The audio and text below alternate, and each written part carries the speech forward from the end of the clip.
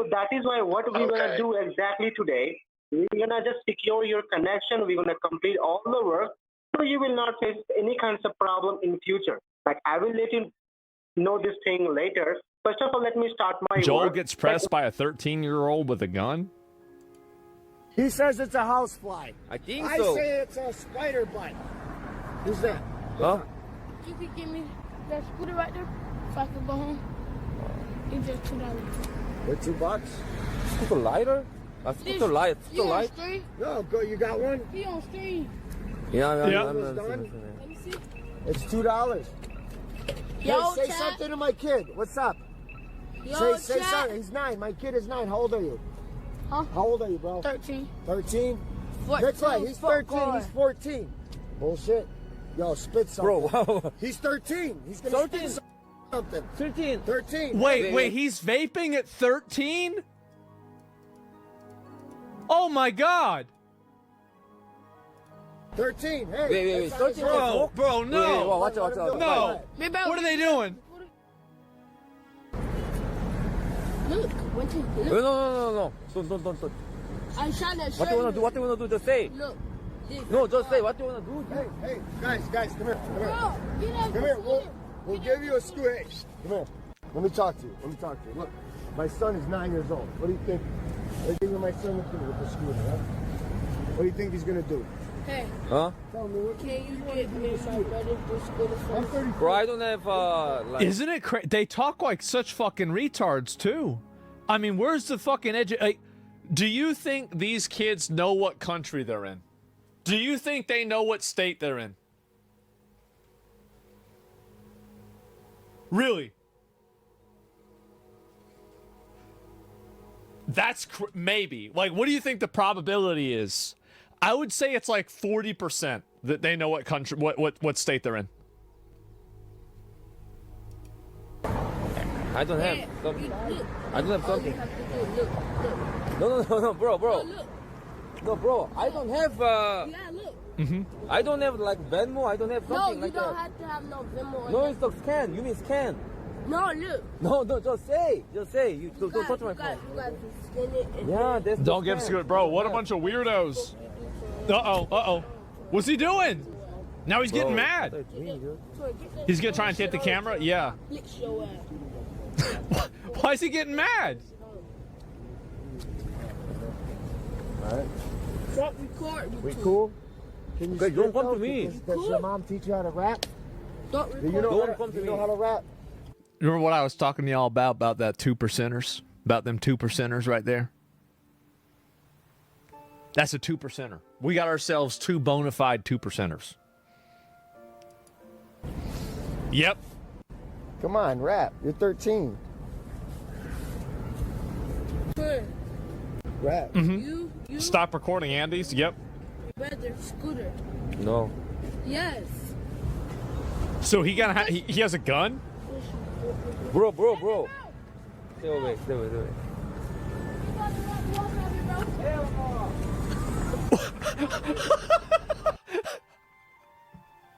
So they just looking for trouble. Immediately, they just get de-aggroed. They immediately just go and get like actual NPCs.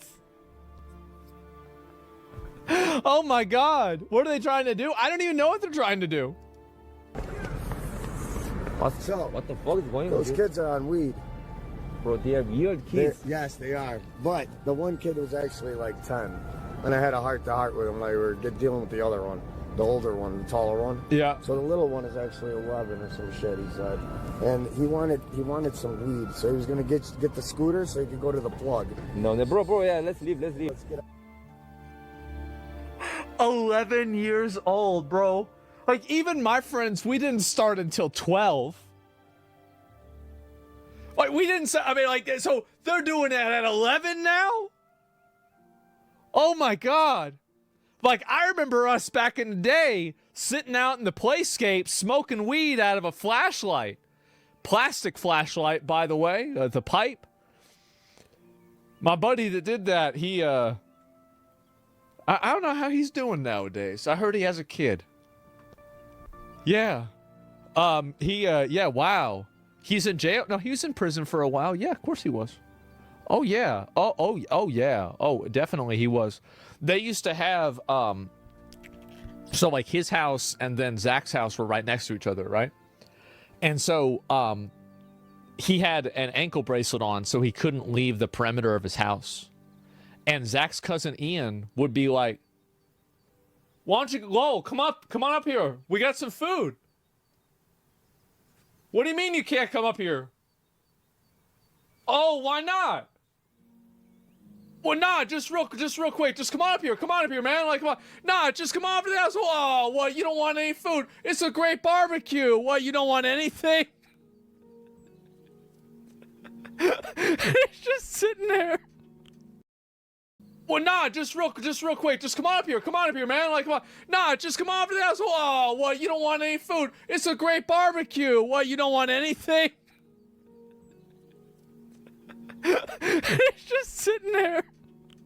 That's a good punishment. Yeah, exactly. That's diabolical. Ian was in my guild, bro. Like we raided back in fucking what do you call it? In Legion together, and that's a 2%er. Yeah, I've seen the fucking like yeah. Oh, you are Zach? No, there's another one. There's like fucking 3 Zachs that we know. Ah, yeah. Bro, fucking weird kids. Yeah. So 11. What's going on here, so bro? they're 11 years old. 11 years Wow, old, this is like- going around trying to rob Like, people this is for like- money to Why get a did you make scooter. here? To get a scooter Kind of to go dangerous buy even. weed. This kid is playing. This At is the center. I don't Look know at how- this guy, he's just, you know.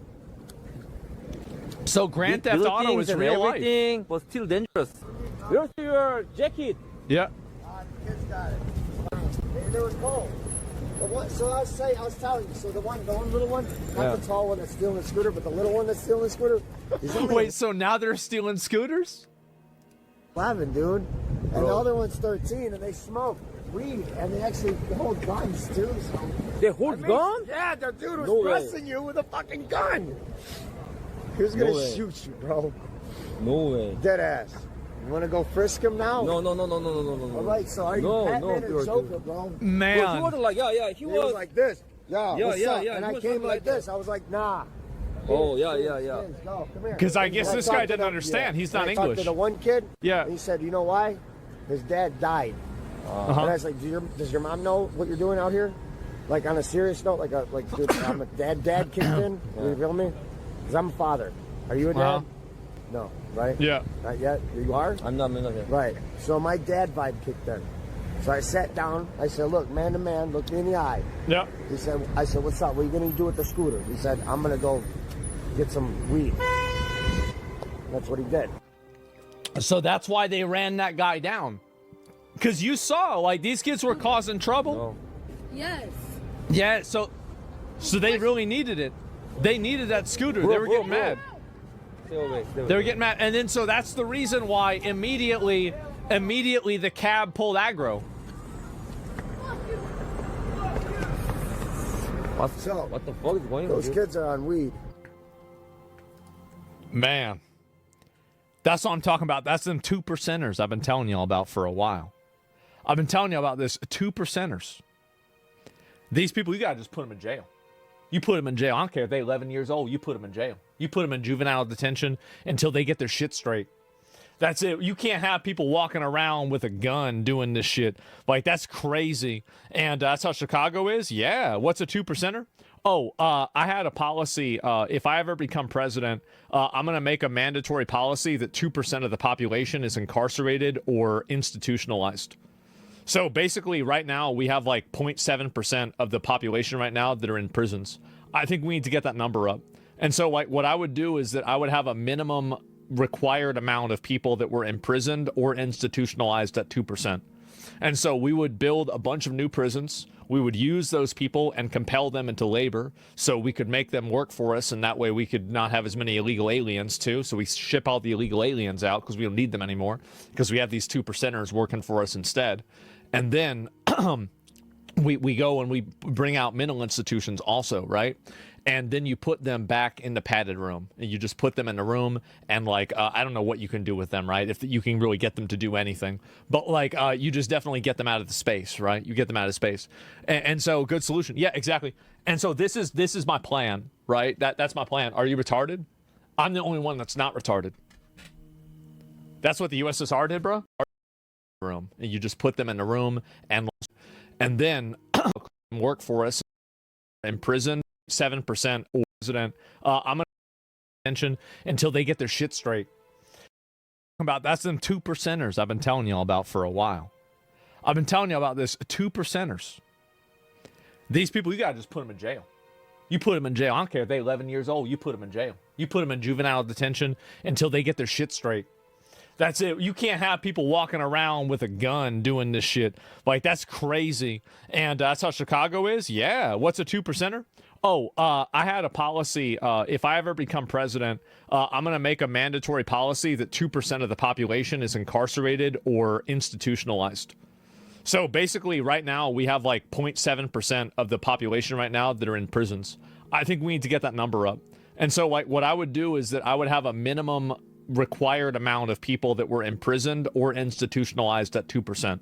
And so we would build a bunch of new prisons. We would use those people and compel them into labor so we could make them work for us, and that way we could not have as many illegal aliens too. So we ship all the illegal aliens out because we don't need them anymore because we have these 2%ers working for us instead. And then we go and we bring out mental institutions also, right? And then you put them back in the padded room. And you just put them in a room and, like, I don't know what you can do with them, right? If you can really get them to do anything. But, like, you just definitely get them out of the space, right? You get them out of space.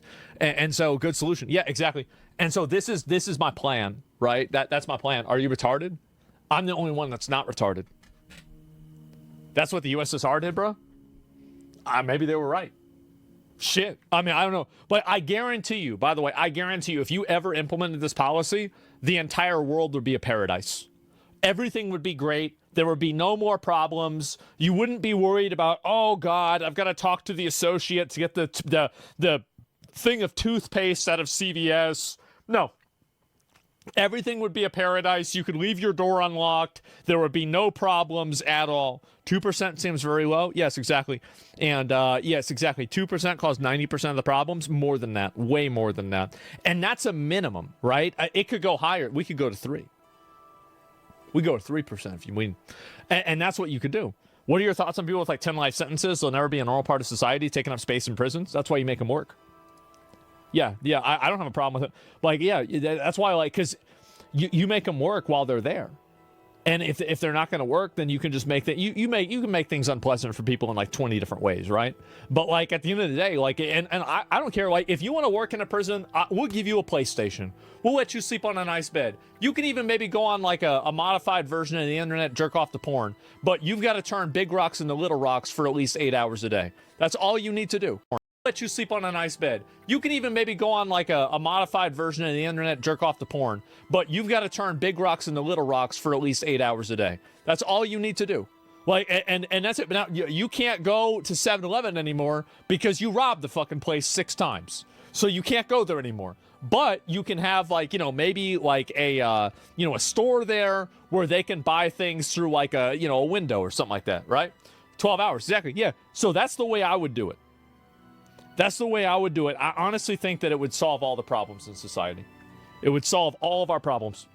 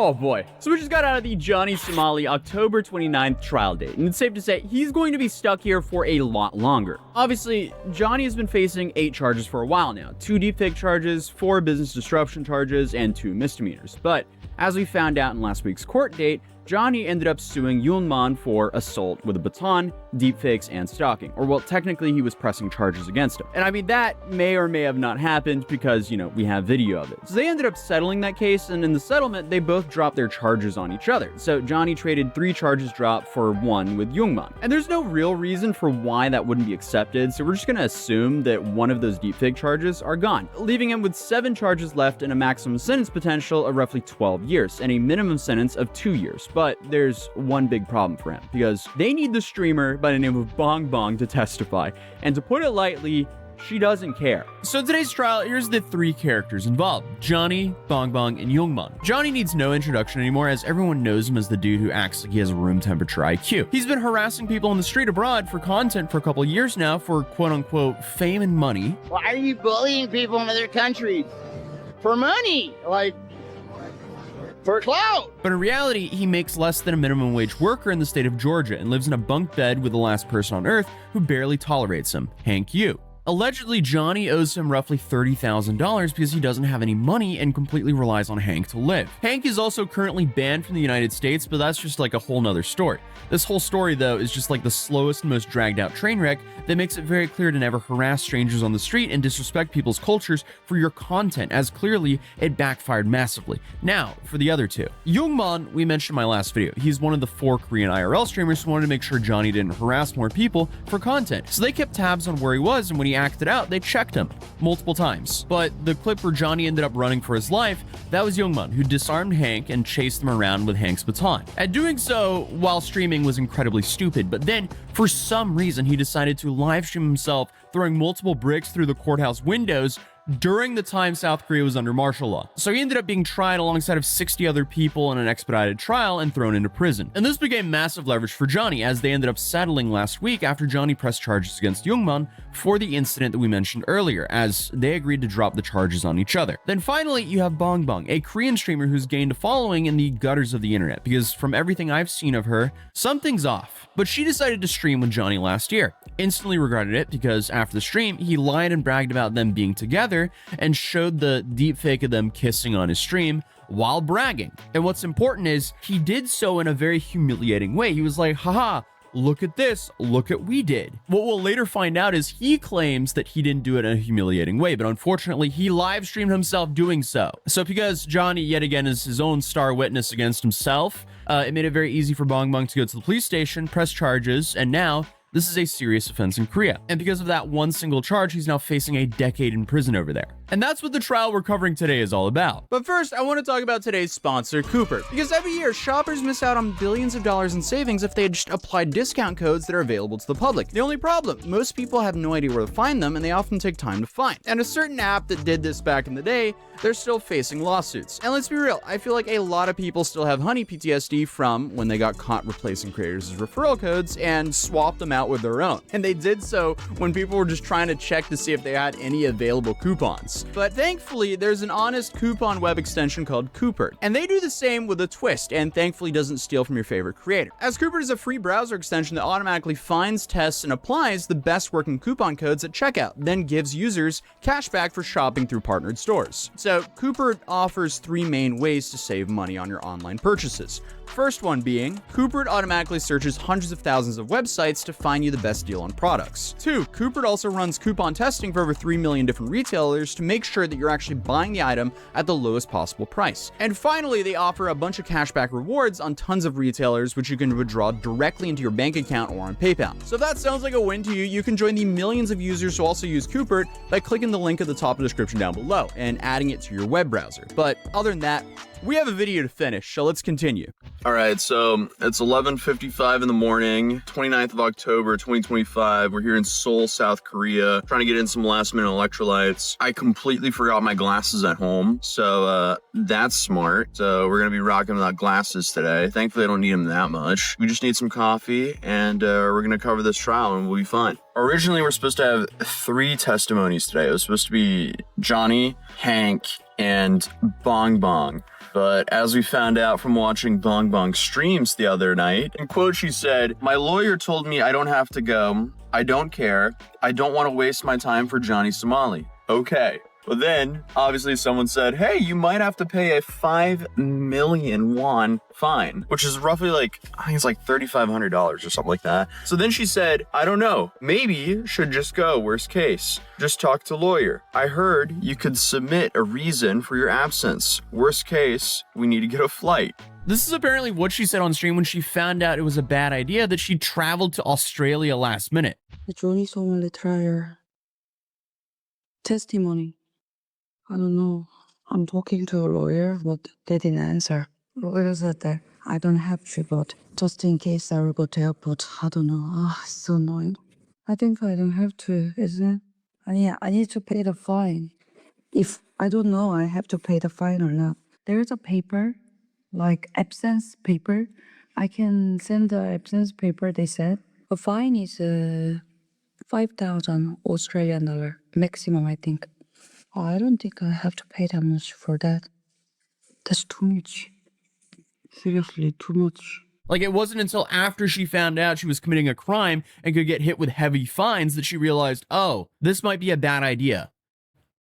Okay, yep. This entire case just has a whole group of fascinating people, to put it lightly. So we got to court, and this is what happened according to our notes. At 1:51, the prosecutor enters the courtroom. All indications show that the prosecutor is intending to use the massive TV that is inside there, possibly to show evidence. However, if witness testimony is canceled, that might not happen. And shortly after, the bailiff started talking about calling Hank to see where he is. At 1:57 p.m., they're all setting up the monitor, connecting it to the computer. A second prosecutor is now in the room, making sure the setup is ready. The prosecutor plans to show the video. The bailiff then asks if any witnesses are in the room. Then shortly after, Johnny's lawyer peeks into the courtroom just like last time, checking if he's here, and then he leaves. So at 1:58 p.m., we find out that Youngman is actually in the building. So that's showing us that there's going to be a testimonial from him, even though they settled. At 1:59 p.m., Johnny and Hank and the lawyers enter the court and sit at the front row. Both are wearing black suits, and Johnny is carrying a smoothie or something like that. At 2 p.m., the lawyer is consulting with the interpreter. And this time, we also notice that Korean press is here. Last time, they didn't show up. But just after 2, the judge enters the court, and the judge reads out the case number and calls Ramzi Khalid Ismail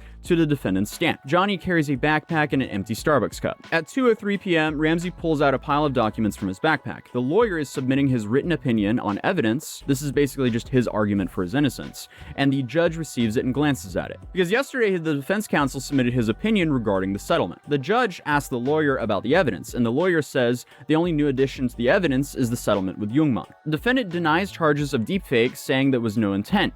He also claims that the materials cannot be used as humiliation. He admits the distribution, but denies that it can cause harm in the form of shame. The prosecutor then submits evidence. Witness Bong Bong is not present today, as we kind of expected, honestly, because, you know, she's in Australia. And apparently she sent in a formal request saying that she wanted to attend after about a month. Then at 2:11 p.m., the first witness, Youngman, is going to take the stand. Youngman chose to make his testimony private, so we won't be hearing his testimony. Hank apparently will also give a private testimony, and the courtroom has been cleared. We're all waiting outside at this point. Everyone left the courtroom, and this kind of left Hank hanging, like right outside the court door, and it seems like he requested to be put back into witness protection, which was kind of odd because, I mean, no one even went up to him. No one was trying to, like, clip farm him. I see no point in trying to clip farm Hank. There are speculations as Youngman is likely going to give a pretty neutral testimony that will neither help nor hurt Johnny, and we later found out that Youngman is not the one who requested the private testimony, that it was actually the judge's decision. At 3:51 p.m., the courtroom is reopened to the public, and the testimony lasted approximately 1 hour and 40 minutes. The lawyer makes the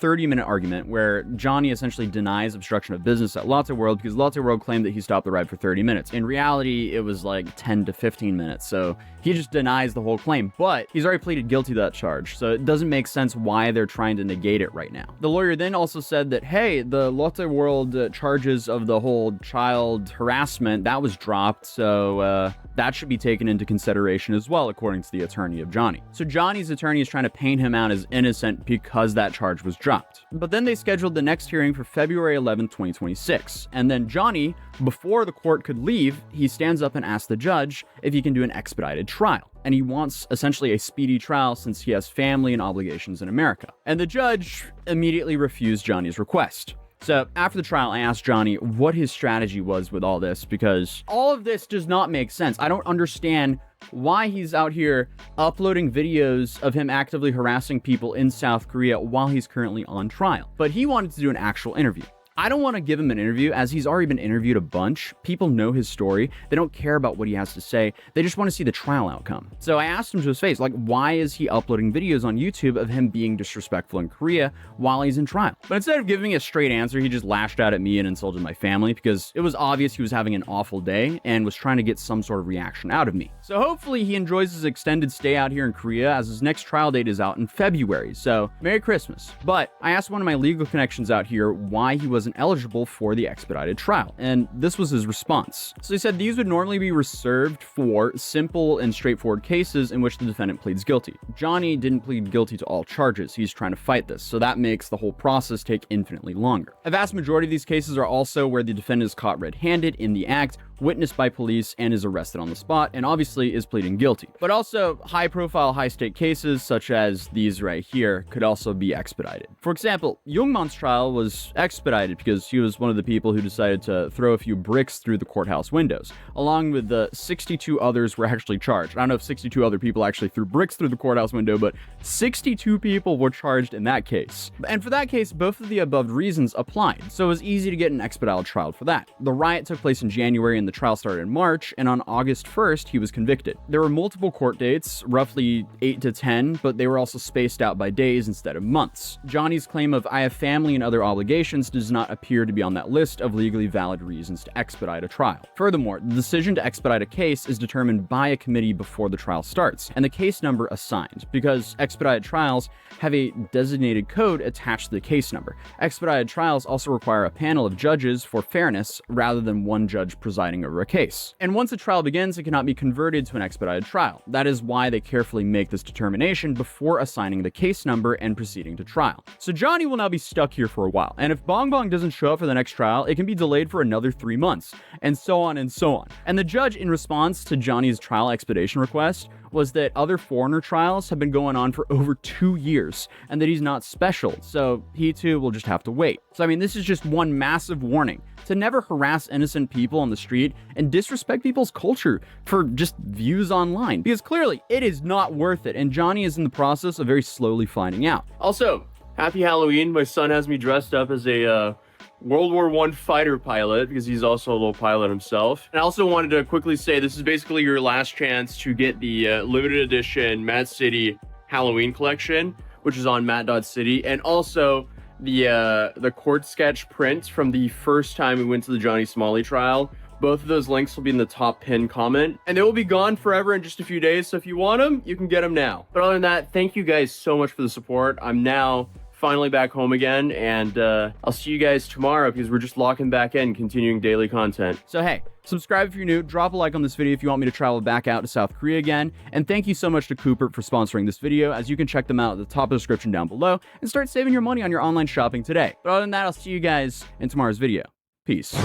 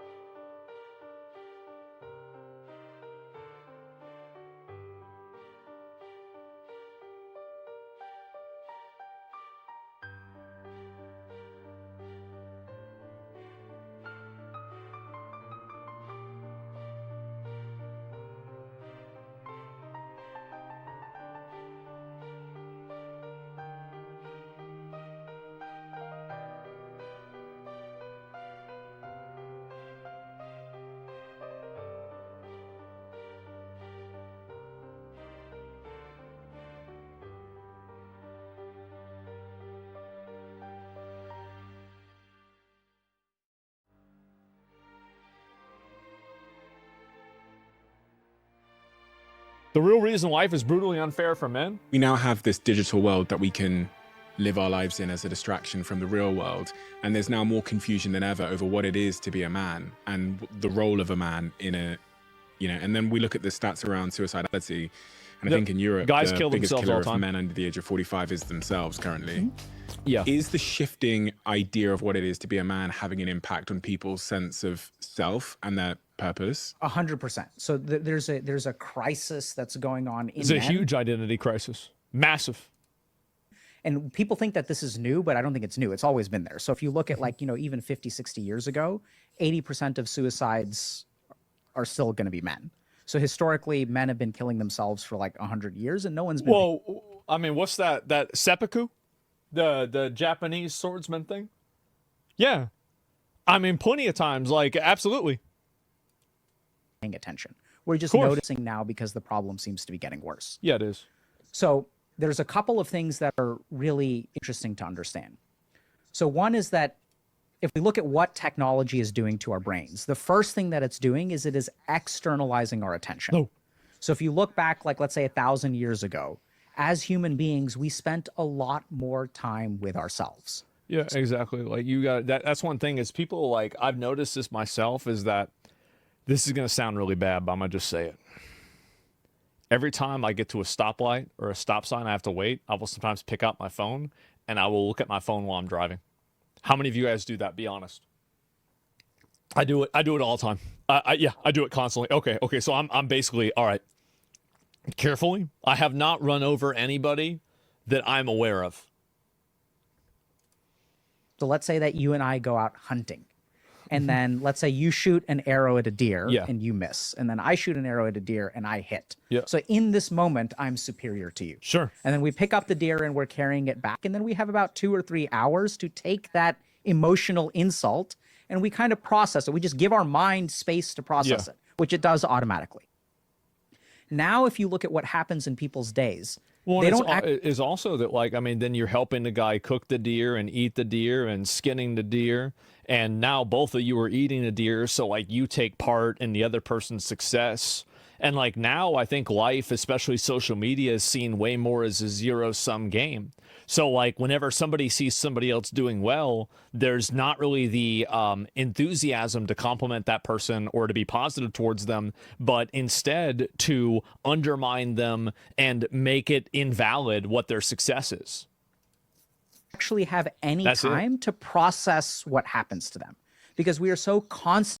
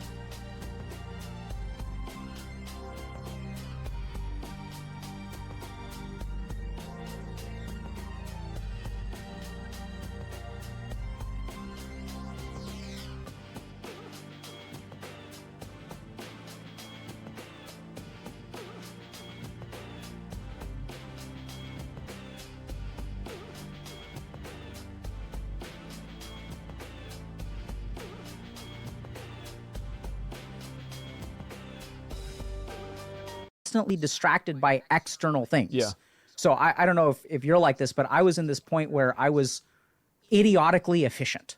So I would wake up in the morning. Yeah, I'm gonna be honest. Like, this is one of the things that with like my dad, whenever my dad passed away, like basically for the first 2 weeks, I was just kind of like, I was so busy. Bro, dying is complicated.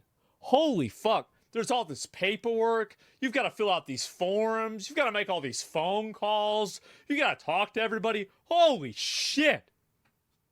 God damn, bro. That's just shit's annoying, man. A lot of shit to handle. Exactly. It's complicated. But then one day I just finally got down, and I feel like I still haven't fully processed it.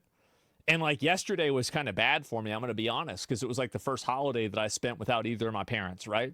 Because it was Halloween. Like my dad would take me out trick-or-treating and everything. And, you know, I don't want to talk a whole lot about that right now, but like just in general, that's the way that I felt.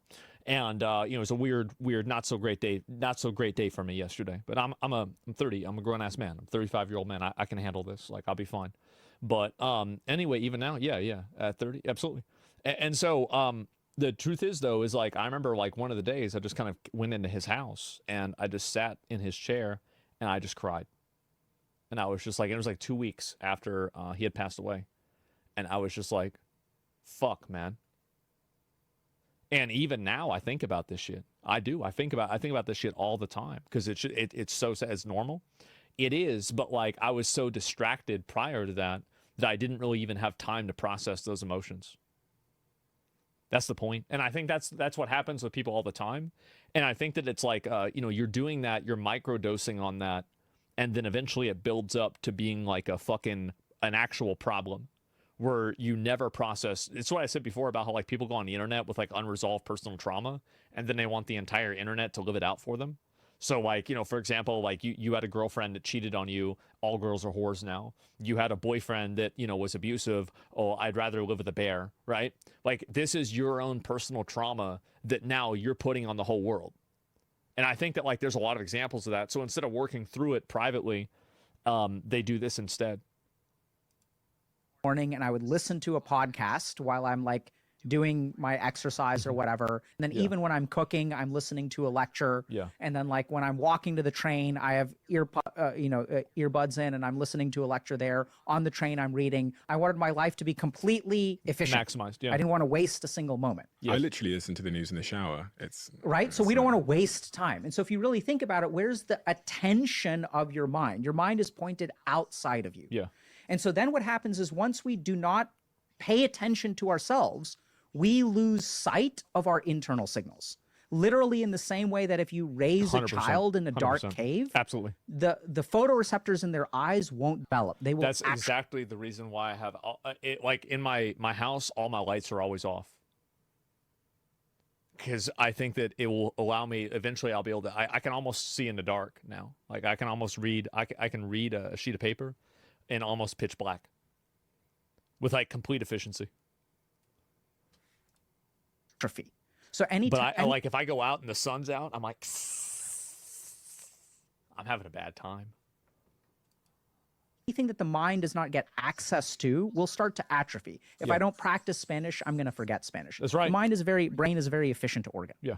So as we externalize our attention, we lose sight of our internal signals. We don't know who we are anymore. And now if I don't know who I am, how do you make decisions? How do I figure out who I'm supposed to be? I pay attention to the outside. Where are the answers? They're on the outside. So this person is talking about masculinity. This person is talking about what it means to be a man. Well, I think the big problem too is that like there is a lack of fathers in households. And I think it's also a lack of masculine positive role models in households. So like I was incredibly lucky, and a lot of friends of mine, right? I mean, we're also incredibly lucky where like we had people like, you know, like you can even ask Cody, one of my real life friends, I've known him for like 20, 25 years, right? Yeah, probably closer to almost, yeah, probably about 25 years now. Like, you know, we had like my dad, Cameron's dad, AJ's dad, and like, you know, Toby's dad or his stepdad. Like, you know, all these guys were like solid, legitimate, you know, I think all of them actually were ex-military, and they were solid, strong role models. Because like, in my opinion, it's like you want to look at like who is a positive, who is a great male role model. It's not somebody like Andrew Tate or, you know, like even Jordan Peterson, you look at that and like my role model, like I would say like who would I say like you want to be like is like Aragorn, right? In Lord of the Rings. Like that's the guy. That's the guy. And like a lot of people think that like masculinity and being a man is like the ability or the willingness to exercise power. And I don't think that's true. Yeah, or Goku, right? Or Goku's another one. And think about how completely culturally universal Goku is. You can have guys in China that love Goku, Japan obviously love Goku, Europe that love Goku, South America, holy fuck, like they go crazy for that shit.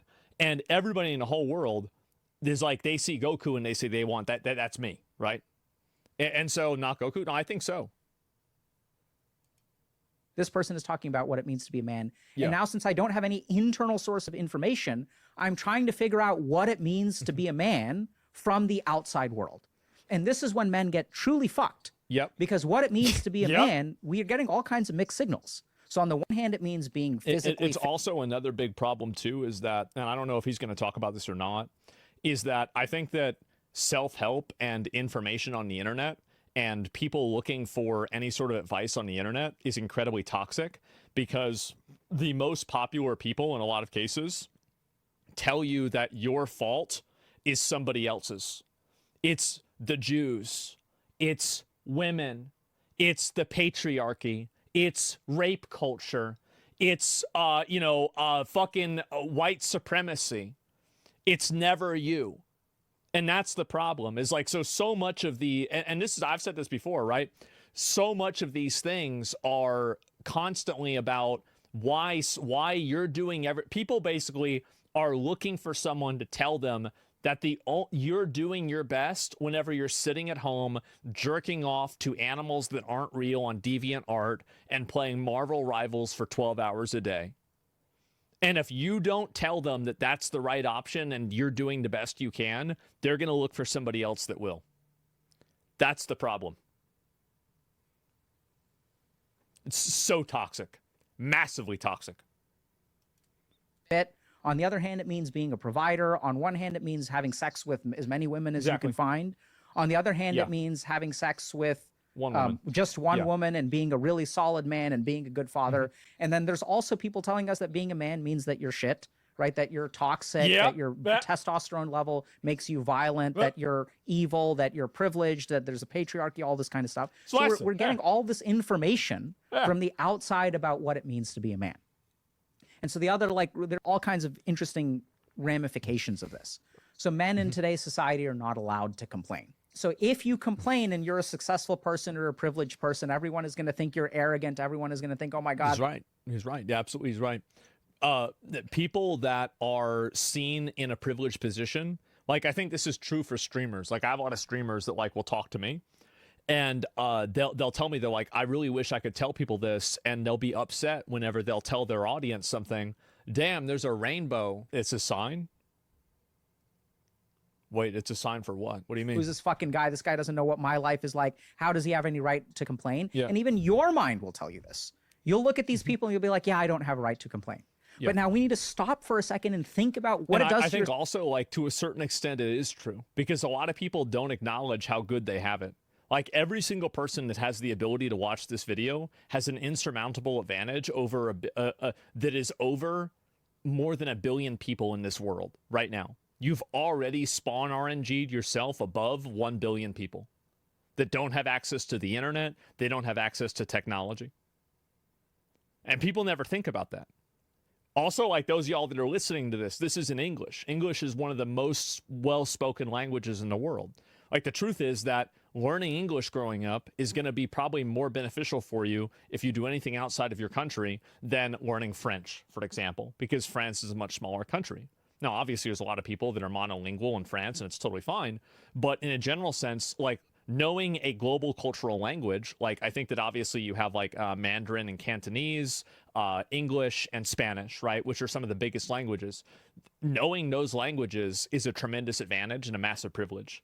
And a lot of people never understand privilege outside of the spectrum of like race or gender, which is, I think, very, very stupid. And I think that, again, it goes back to having the locus of agency inside of yourself rather than external.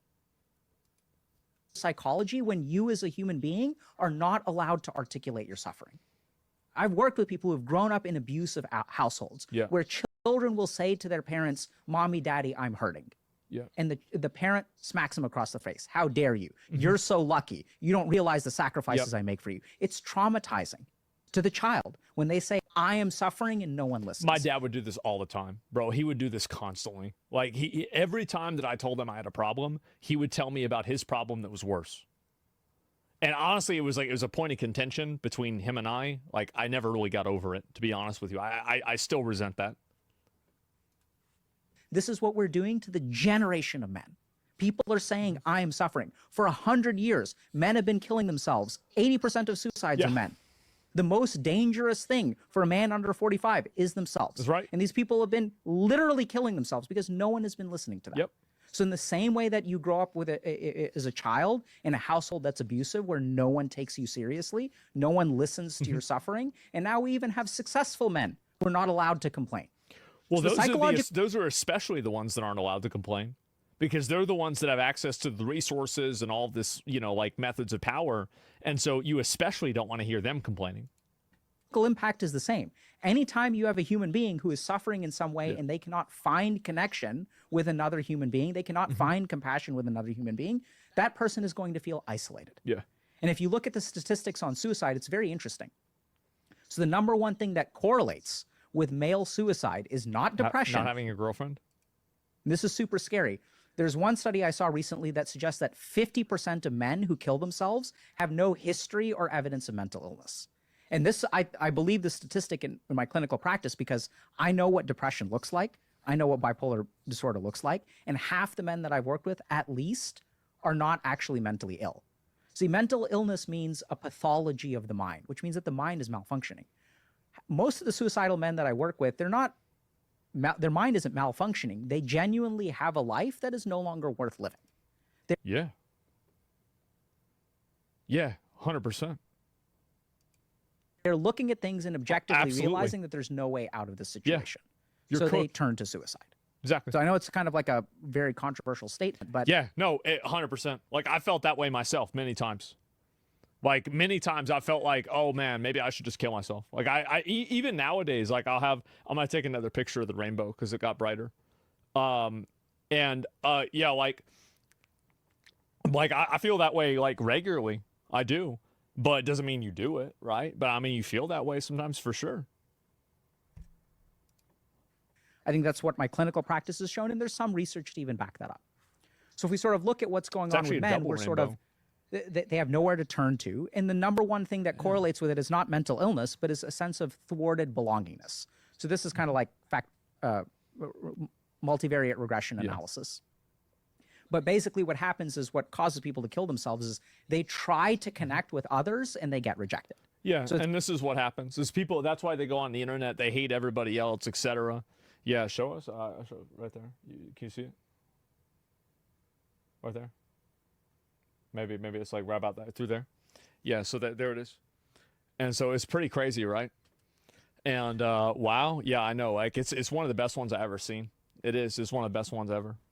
And anyway, so generally, I think that is 100% fucking true. Like, absolutely, guys, they will try to make a connection. It doesn't work out.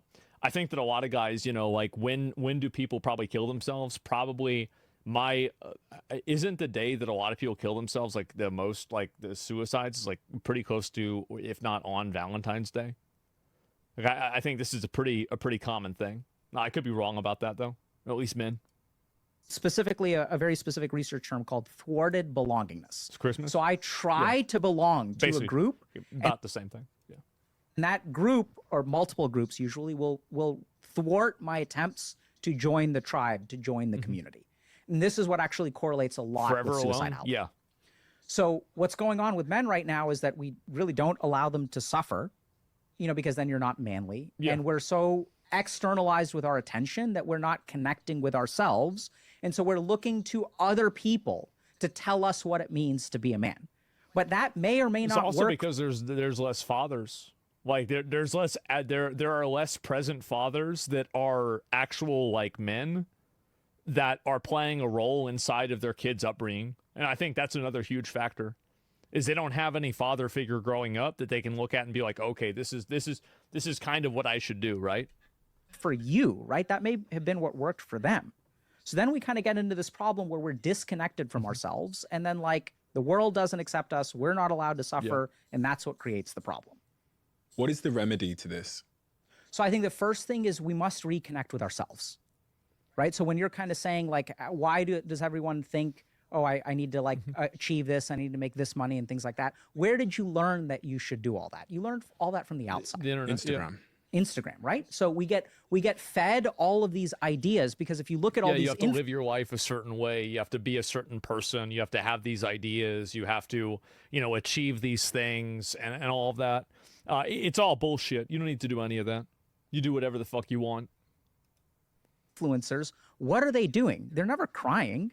They're smiling. Some of them will even pay very attractive women to take pictures with them. Well, some of them are crying, but they're crying and uploading it for ulterior motives, right? Yes, absolutely. And I think a lot of them are genuinely suffering too. But then it's also like, I mean, there's all kinds of weird stuff going on. So one thing is like people say that men we don't allow men to be emotional nowadays, but people say, oh, men are allowed to cry. So this is something that I experienced even in my marriage, where bro, that's like a Venus flytrap. Men are allowed to cry. People, you don't do it. Don't do it. Remember whenever Kyle Rittenhouse cried in like his court date, and then people used that as a meme for like years? No, don't do it. You don't want to do it publicly. Like, honestly, like I try not to cry in front of anybody. Just, in private. We allow men to cry, but we don't allow men to be angry. But why are men no longer allowed to be angry? Just think about it for a second. So anger is just a completely normal emotion, right? But if I'm in a situation where I'm in an argument with my wife and I feel emotion A and I express emotion A, and she feels emotion B and she expresses emotion B, these two things should be equal, right? No, he's so right. I hope he's going to say what I'm saying. There are so many cases in society where the feminine norm is considered better and more acceptable than the male norm. And I think there's like a over-feminization of society that happens inside of education, that happens inside of, I think, popular culture. And I think that it also happens inside of companies too. And basically, whenever it comes down to which emotion is correct, is it the man's emotion or the woman's emotion? The typically male emotions are seen as wrong, and the typically female emotions are seen as acceptable. It's a huge problem. Human beings get to express what we feel. Now, in the case of me expressing anger and her expressing sadness, she's crying and I'm yelling. Suddenly, I've become a villain. That's right. It's so interesting. Yep. I saw a viral tweet yesterday. It was someone Googling, my wife is yelling at me, what should I do? And then my husband is yelling at me, what should I do? Yeah, and the wife, it's like, call the police. It's like, this person's terrible. And then the husband is like, what did you do wrong? Yeah. Googled, my husband is yelling at me, what should I do? Domestic violence helpline comes up as like a Google pop-up. Oh! When you Google, my wife is yelling at me, what should I do? Nothing comes up. Damn. Yeah. Because obviously, as you said, in the case of villainization, I know that most domestic violence comes from men. Mm-hmm. But it's interesting that we see the emotion, we interpret the emotions entirely differently. Well, just because a lot of domestic violence, and especially like death, right, is going to come from men because men are bigger and stronger, that doesn't mean that it doesn't also happen to men. That's the problem, is that just because something is statistically less common doesn't mean that it doesn't happen. Like, let's say it's 80-20. That means it happens 20% of the time. That's an insanely huge number. Men don't report it as much? Yeah, they don't. Well, because of, like, remember that ratchet fucking hoe, Nina? Where she said, oh, well, like, are you really being a man if you actually are complaining about being sexually assaulted? That's the type of toxic shit that is actually super bad. And I think we should just get rid of that completely. Should be embarrassed. Yeah, exactly. And as a dude, I don't know. Like, I look, I don't want to get in. Looks like a girl to me, but I have no idea. Because of that. Absolutely, right? So we as a society will say like, oh, men need to be in touch with their emotions, but not anger. And then this is what really screws men, because as men, we are socialized and conditioned to only feel anger. This is the only emotion you are allowed to feel as a man growing up. And this is the one emotion that gets demonized when you're older. Yeah. So I'll give you a simple example. So like I used to get bullied a lot, right? So when I get bullied in school, like what am I supposed to do, Stephen? In school, well, it depends. Stab them. If you can fight back. Absolutely, yes. Right? It's fighting back. That's right. Like you didn't say talk to the teacher. That's what my dad told me to do. No, in 8th grade, like there would be a kid trying to put his hand in my pocket, and like I told my dad about it. He's like, just stab him. And I'm like, okay. And I just got a fork and I stabbed it right in him. I broke it off in his skin. Never did that shit again. I was in 8th grade. You didn't say ask for help. You didn't say cry about it, because if I cry about it, what's going to happen, Stephen? That's it. You're going to get bullied more. Absolutely. So we turn every emotion. So men experience anger as something called an umbrella emotion. We literally suppress and are conditioned to suppress all other emotions except for anger.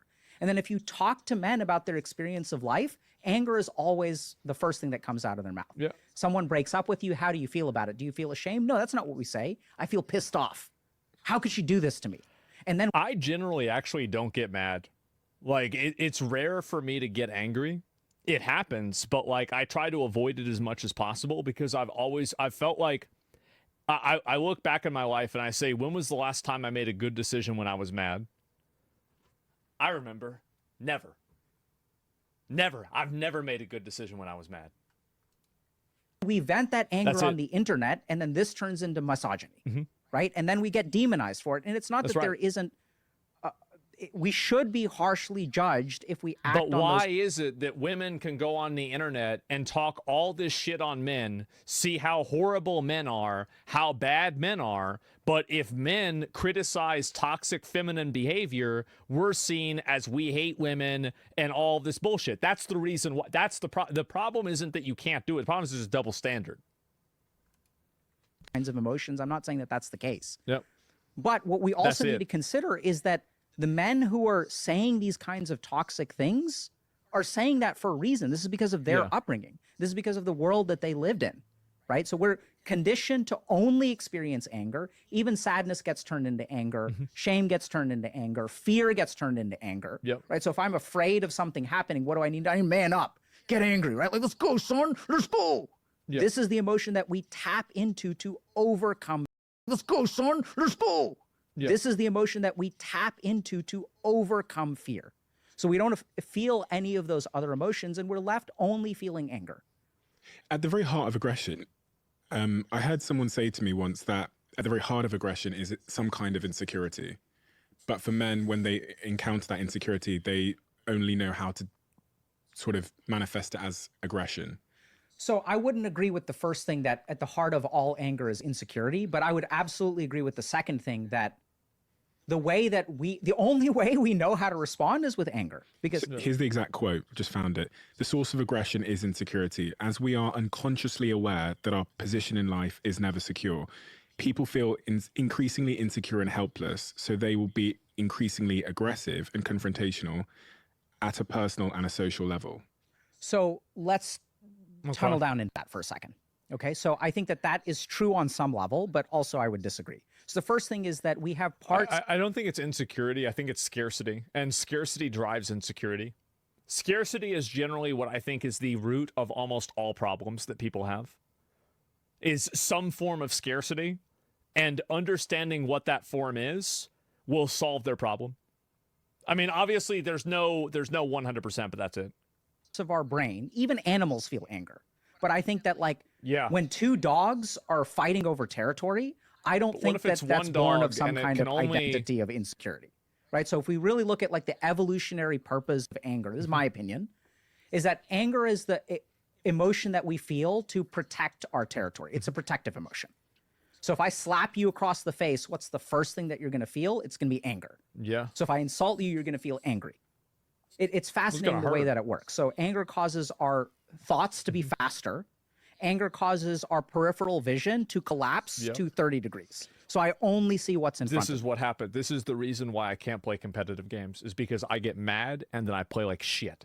That's exactly right. That's 100% what happens. And I know it about myself. That's the worst thing, is I know that about myself. I know I'm crashing out while I'm crashing out. And it also makes me less sensitive to pain. So like my nociceptors will actually like start to be suppressed when I feel angry, right? So if I get into a fight, I'm going to feel it tomorrow, but like while I'm getting hit, I'm not going to feel it. Adrenaline. So I don't think it's born of all insecurity. I think anger is simply an evolutionary response. It's something that we experience to protect ourselves. That's why we feel angry, right? So if I attack baby bear, mama bear is going to come out angry. Yeah. So it's really a protective emotion. Now, I agree with the second part of the statement 100%, that when we feel insecure, especially as men, the only way we are taught to deal with our problems is through anger, right? So if I'm feeling insecure, if I'm feeling ashamed of myself, if someone's bullying me, what do? I put them in their place. Yep. Right? I don't try to make peace. I don't complain to someone because no one's going to take me seriously, right? I have to stand up for myself. Yeah, exactly. And like anybody that cries about it or acts like a victim, like people hate them and like they make fun of them, meme on them, and all kinds of shit like that. Absolutely. Totally We've true. got the first point there about how we remedy this challenge, which is about self-expression, more self-expression. That's what I heard. Not self-expression, introspection. Introspection, getting to know ourselves. Right. So it's very simple. So if you look at your idea of what it means to be a man, what percentage of that idea comes outside of you? And what percentage of that idea comes from within you?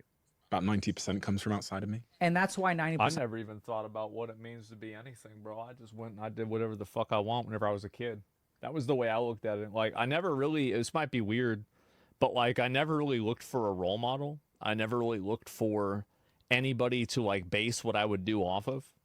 I just pretty much grew up and I just did whatever the fuck I wanted, and I didn't care about what anybody else thought for any reason. Like, even if like my parents were really disappointed or mad at me, I just, like, it would not even register to me. It would just be like, okay, well, who cares what you think? You know, this is just me. You know, like, I'm going to do what I want. That was me. Yeah, I mean, I don't know. Like, look up to yourself. Yeah, so you're spoiled? Really? I mean, I wouldn't say spoiled. It's just that I never considered other people's approval as valid or important. Because in a lot of cases, I never considered a lot of other people valid or important. The only person that mattered was me. People were 90% fucked. Just be honest. Right? So, and if you look, and I'm sure you know this, and you've probably done this too, if you look at where is the goodness in your life, where does it come from, Stephen? It doesn't come from what other people have told you.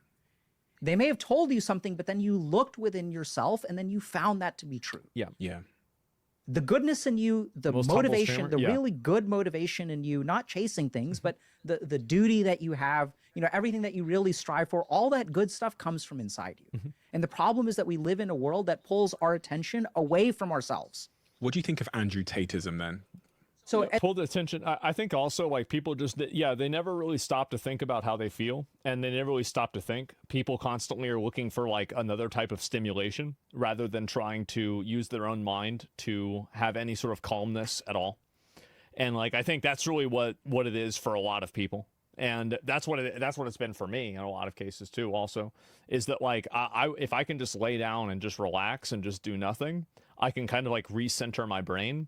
And I think that like after I do a stream, for example, it can be tiresome to do a stream. I know, you know, people are, oh, streaming is easy. Sure, yeah, it is. But like, imagine talking nonstop for 5 hours with like 1-2 30-second breaks, and you're constantly reading things. Like, there's a lot of mental energy that goes into that, right? And it's like there's never even like 2 seconds that you can like lose focus. So you have a lot of like, it's not physically taxing in a way, but like there's a mental like tax that has. And so like whenever I stop and you decompress, it can feel very, very good to do that. As a general rule, I don't comment on people that I don't speak to. So tell me the features of what you're talking about. Okay, so the recent wave of internet masculine influencers who have internet dads, that's really what it is. It's just, you know, internet dads, Bugattis and lots of women and sports cars, and there's many of them, and they seem to be resonant for some kind of reason, that are kind of saying that the way to be a man is to have loads of money, lots of women, these kind of cars, physical strength, And there's just this huge sort of generation of young, typically men, that are now disciples of that religion. Yeah. So I think if you dislike that toxic masculinity, what we need to understand is it's the people who hate that toxic masculinity that are driving these people towards it. So I know this is kind of crazy. So what's happened is this has grown, right? And as it's grown, what have we done? We've demonized these people. We've said these people are bad. And as we demonize them, what's happened? They've grown stronger. So this is something that's very important to understand. If you are a man and you say, I am suffering today, what is the response that you're going to get? Shut up. Shut the fuck up, pussy ass bitch. That's the way it is. It's going to get worse. Absolutely. Not in those exact words, but that's whatever the words are, that's what they mean. Now, I want us to be very, very careful, right? So if you are listening to Steven say people tell you to shut up, and your first thought as a listener is, no, that's not true, that's the problem. So if people agree with you, they understand what you're saying. But if they disagree with you, that's the problem. We literally have a man who is telling us right now that your experiences when I say I'm suffering, people tell you to shut up. And then they invalidate the way that you feel.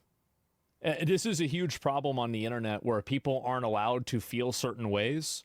And any sort of emotion that a person's going to have in one direction is categorized as problematic or bad in one way or another. They're going to be judging you for saying that. And they're going to be saying, no, that's not true. They're going to be saying, shut up. Absolutely. That's right. So this is exactly the problem. So men are struggling right now. And the rest of the world says, no, you're not. It is.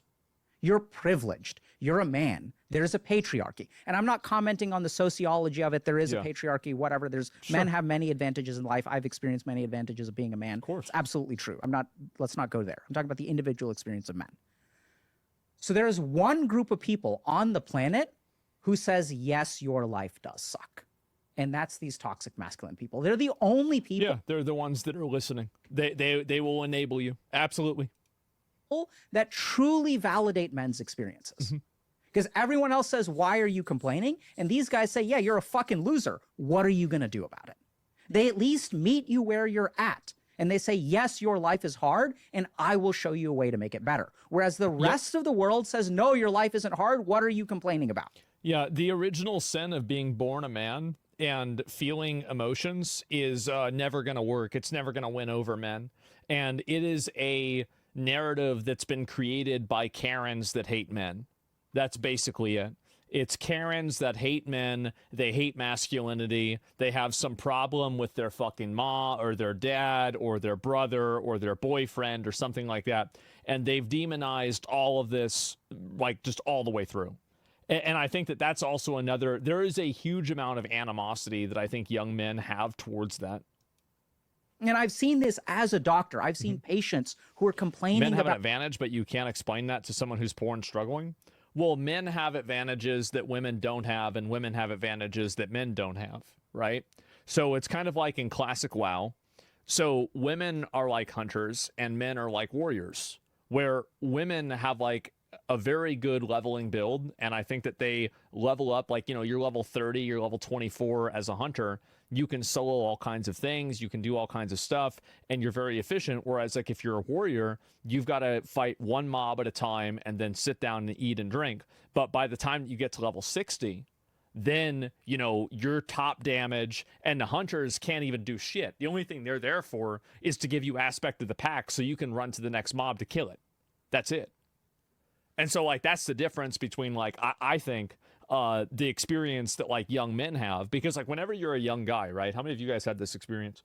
You're a young guy, you're 20 years old, you're about 20 years old, and you have a resentment for women because you feel like women have it a lot easier, right? Well, women have it so much easier than men. It's not fair that she gets these opportunities and I don't. She's making all this money and I'm not. She has this guy that, you know, is paying for her stuff and I don't have this. But then you get older, and now you're, let's say, 31, and that same girl is saddled with a kid from this guy that left her, and she's living by herself, and it sucks for her, and her life is awful at this point, and it's just going to get worse. And so that's really kind of what happens, is that, like, I think that a lot of young men haven't seen that life progression happen, where a lot of the privileges that young women have are privileges for young women. And the majority of your life, you will not be young if you're lucky. And so because of that, those privileges erode, and that's never a lot of the advantages. You know, that's the late game scaling, right? That's the, you know, level 55 warrior that's out damaging level 60 hunter. There it is. Yeah, men scale way better than women do. They do. It's just the way it is. About pain. Women who are complaining about pain because they have an internal bleed within the wall of their uterus that cannot get detected. And they're saying, I'm hurting, I'm hurting, I'm hurting. And we ignore this person's pain. And that's when things go bad. So for years and years and years, we have ignored the struggles of men.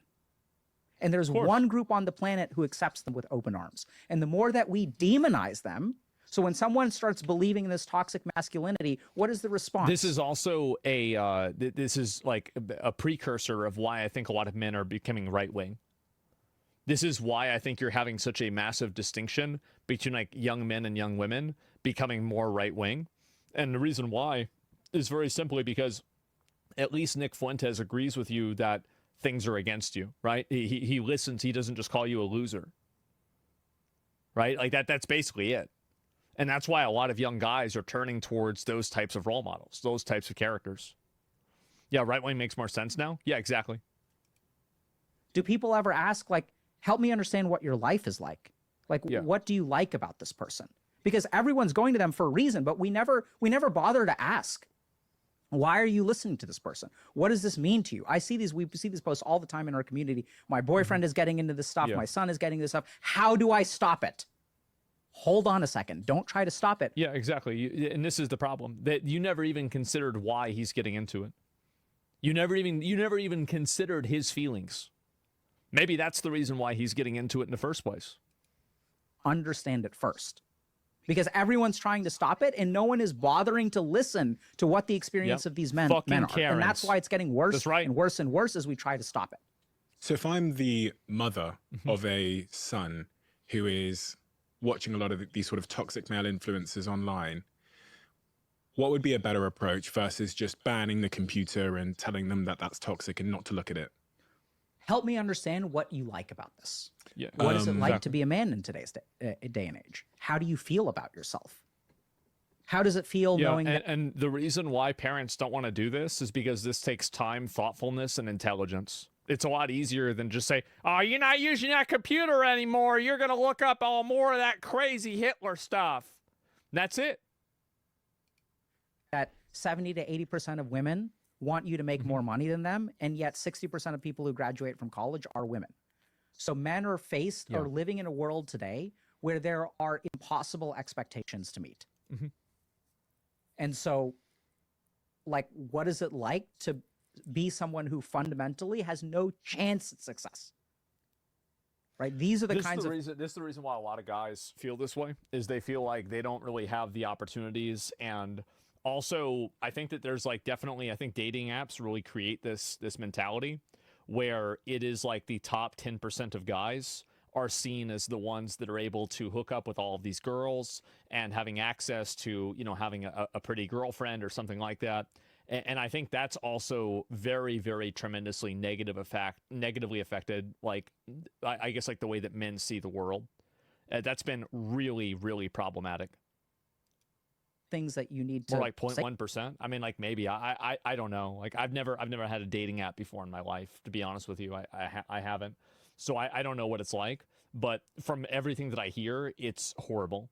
And also, like, the women's experience is also really bad too, but it's just a different set of problems.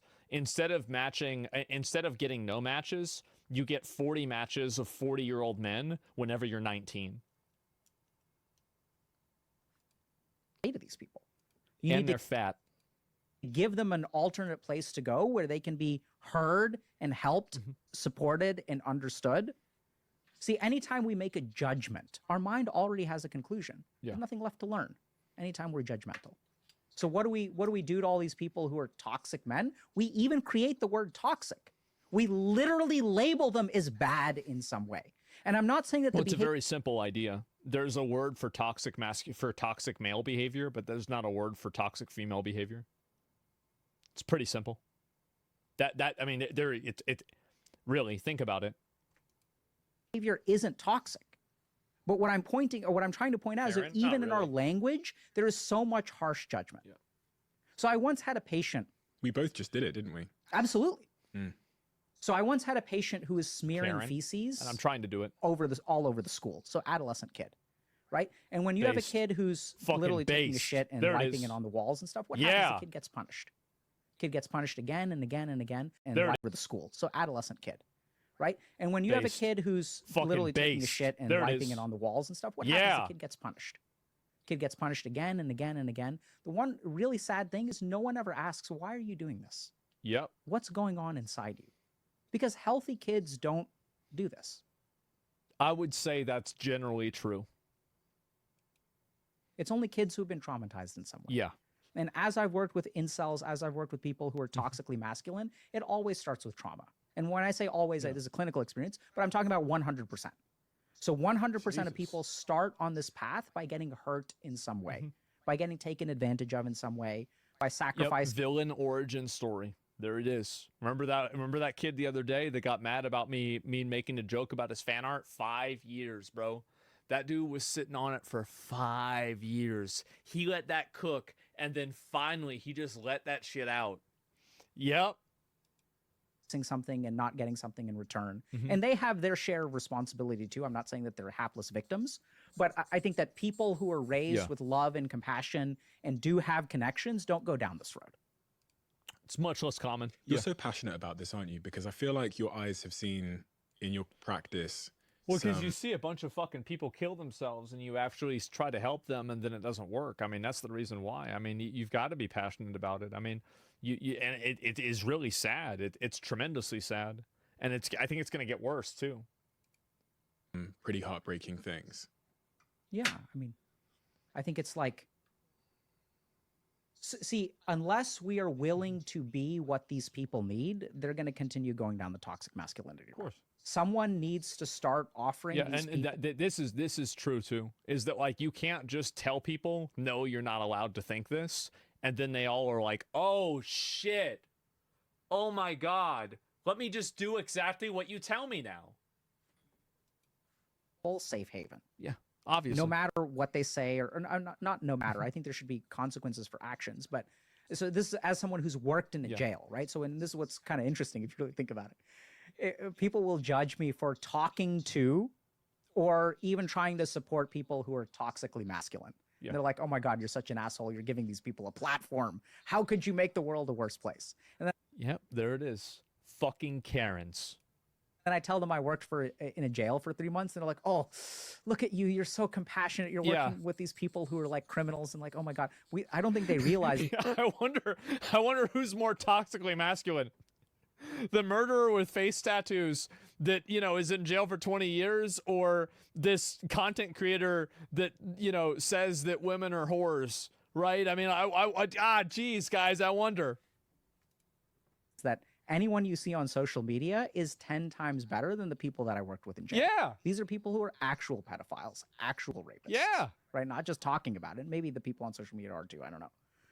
And so it's really interesting the way that our mind automatically judges things.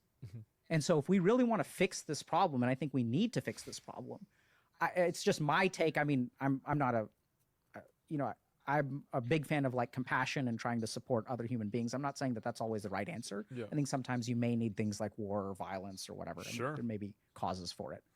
But generally speaking, I think that like demonizing these people isn't working. If you love the Diary of a CEO brand and you watch this channel, please do me a huge favor. Become part of the 15% of the viewers on this channel that have hit the subscribe button. It helps us tremendously, and the bigger the channel gets, the bigger the guests. Yep. There's a video right there. Give me a second. I'll get to that. We now have this digital world.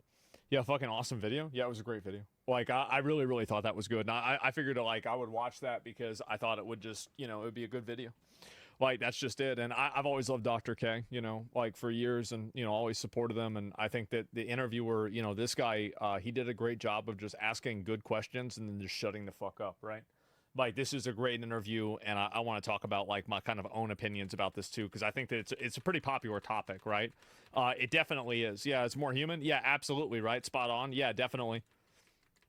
And there's a video right there. Did you watch the shoe video today? No, it might be tomorrow. I'm not really sure entirely yet, but I'll probably figure out more of it. We need more of this. Yeah, I thought it was a good video, right? You always get orange in the morning, in the evening. Yeah, that's because usually whenever the sun goes down, the sun's going down. It was raining earlier, and I think it's probably cold, etc. And so that's it. And how far do you think men having their own men's right movement as the women's rights movement back whenever it started? I think that men don't really need rights. They need equal treatment. So, like, for example, men need equal treatment in regards to child custody. Men need equal treatment in terms of prison sentencing, things like that. So it's not really necessarily rights, but it's mainly the way that the existing rights are being applied. I think that's mainly the issue, right? In divorce, I mean, maybe, right? Equal rights and treatment. Yeah, definitely. But in Twitch bans, yes, definitely.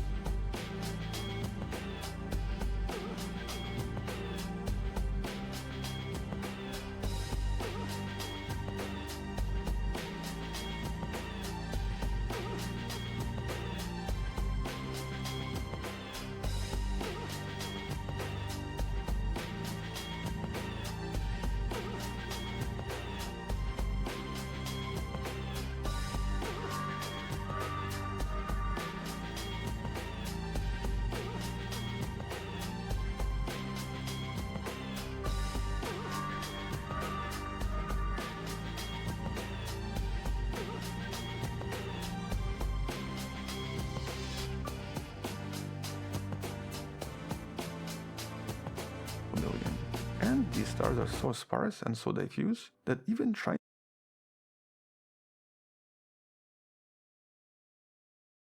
Okay, what if I told you that in the deepest layers of quantum reality, time itself can actually be negative? It can pick up a negative sign. And here, this is not just some kind of science fiction. This is a staggering conclusion drawn from recent high-precision experiments involving light and atoms. And by itself, this is kind of mind-blowing, because for many centuries, we've always treated time as a kind of a constant and as a kind of a flowing stream, that only goes in one direction. Cause precedes effect, and for example, when a car enters a tunnel, the duration it spends inside the tunnel must be always a positive number. Anything else in this case would be nonsensical. Yet some of the recent modern experiments from just a few years back reveal that the timeline for particles can be way more complex, potentially violating some of these deepest classical conclusions. And so in this video, we're going to be delving deep into this new research on the negative time, focusing on this recent study from the Steinberg lab at the University of Toronto that essentially started these experiments back in 2021. And specifically here, we're going to track these discoveries from a kind of a strange theoretical quirk to actual physical measurements involving photons and atoms conducted at the U of T, the university where I spent my graduate years back in the days. But before we start, we obviously have to discuss exactly what this negative time means and how this is not really time travel, but instead just a quirk of quantum world. And so first, we need to conceptually understand the idea behind this negative time by describing the concept known as group delay. And this is essentially how this concept actually started. These effects usually occur when some kind of a pulse of light, referred to as a wave packet, travels through a highly dispersive material, such as, for example, a cloud of atoms. And it's kind of symbolized in this image. And here it helps imagining that the light packet is sort of similar to a wave in the ocean. And so it's the peak of that wave that defines the arrival time. Or, in more scientific terms, it defines the group delay. But for certain materials, especially when the light is tuned extremely close to the atomic resonance, or the natural vibration of the atoms themselves, scientists notice something impossible. In many cases, the pulse's peak seemed to emerge from the material before the entire pulse had even entered. It's sort of visualized right here in this image created by the BBC. And in some sense, this can be analogous to, I guess, a line of cars entering a tunnel, but in this case the central car, representing the peak, emerges from the tunnel before the car even entered. And so if this was a classical situation, you would basically assume that this is some kind of a time travel. However, physicists quickly offered a non-sensational explanation that did not involve anything mysterious. They argued that this was just an illusion caused by the reshaping of the wave packet, because in this case the tail end seems to be strongly absorbed by the atoms, making the overall pulse somewhat attenuated and reshaped. And so the leading edge of the pulse, which contains less resonant light, passes through more easily, with the remaining energy coalescing into a new peak that appears earlier than expected. And so basically here it's a kind of a wave illusion because of the absorption from the atoms. And so since here we're constrained by the speed of light, and nothing can travel faster than light, here the negative delay describes the location of this newly reshaped peak.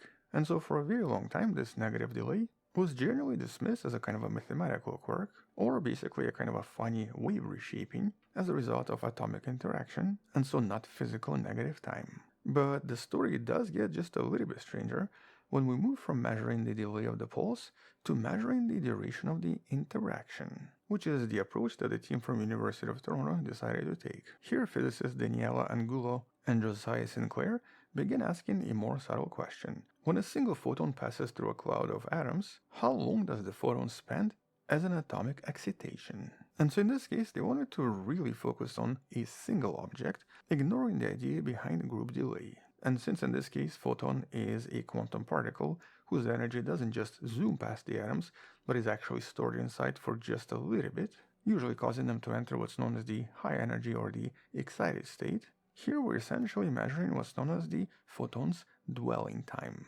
Or I guess you can call it resting time or something.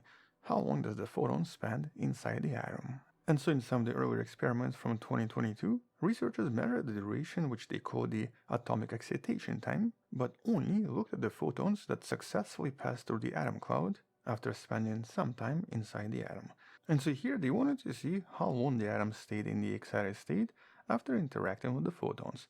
And normally when a photon excites an atom, the atom's electron jumps to a higher energy level for at least some time. And here, like in many different quantum experiments, they used the atoms of rubidium that was then excited. But what surprised the scientists was that for some photons, the photons that did pass through the atoms, the average time the atom spent excited appears to be negative, meaning that the photons seem to spend less than 0 time exciting the atoms, suggesting that the photons left the cloud before they should have been able to. And this astonishing result was dubbed excitation without loss, revealing a somewhat complex, strange history of photons passing through absorbing media.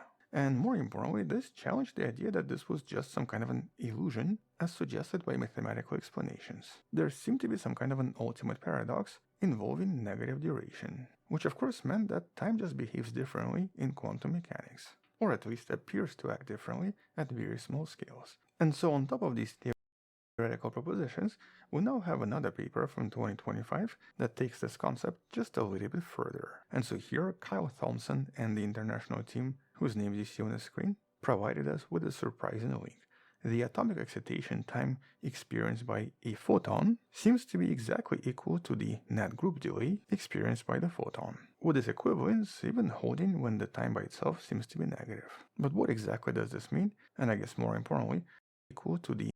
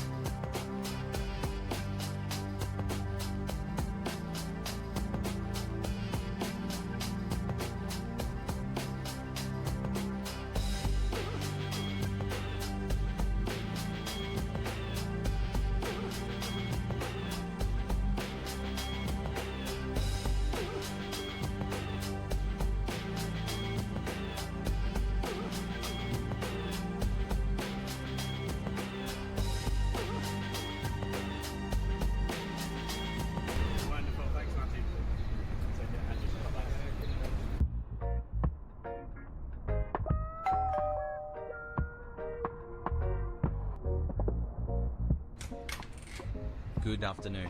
Here is your pizza. Margarita? Yes. Ultimate pepperoni? Also yes. Hawaii? I don't judge. Awesome. Thanks for the pizzas.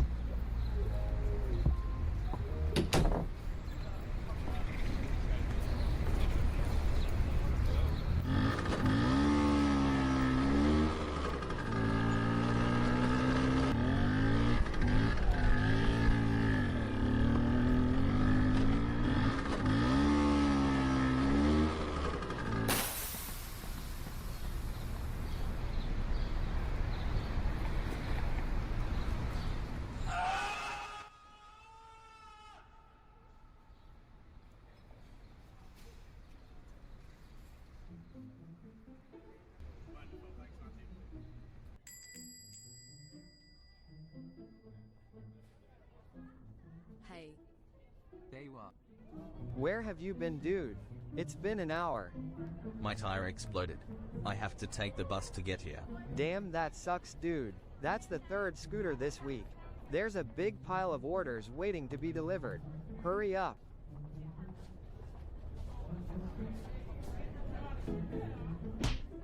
Where do we think we're going? Ruben, please.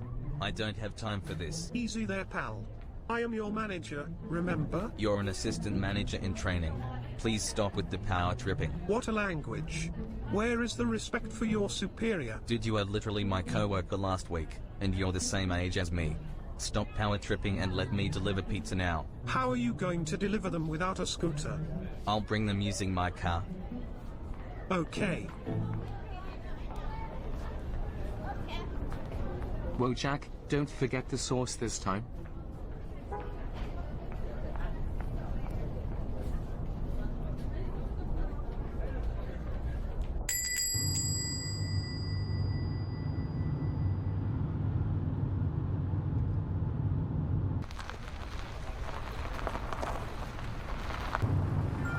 You've arrived at your destination.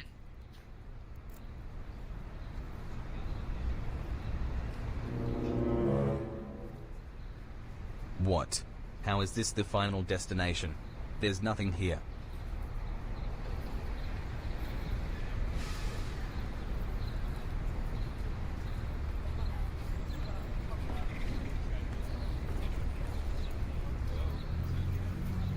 You know what? Let's call.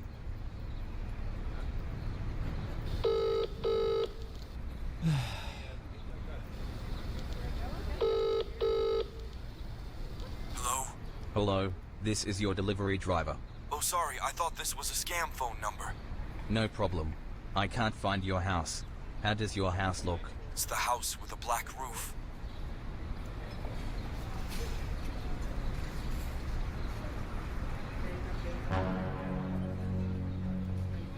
There's a road blocking the way to your house. Oh yeah, really annoying. You can drive around the fence to reach our house. It's only a 10-minute detour.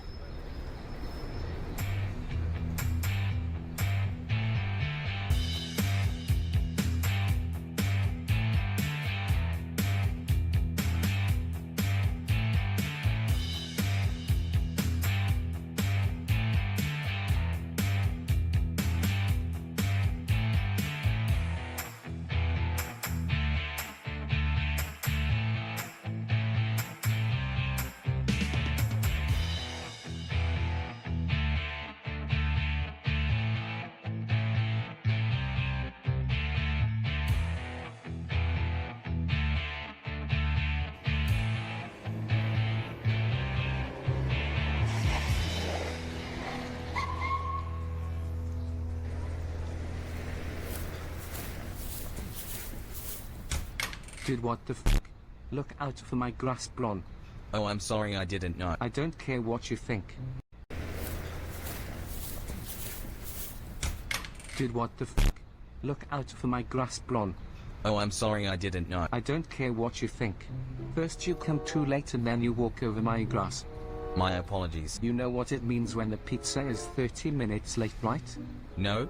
Free pizza, bitch. It doesn't work like that anymore for some time. It does work like that around here. No, sorry. Look, I am really sorry for being late, but it's extremely busy at the kitchen. I can show you the policy on free pizzas if you want. Do you think I care about the policy? The thing is, I can break you before you get the chance to turn to your car.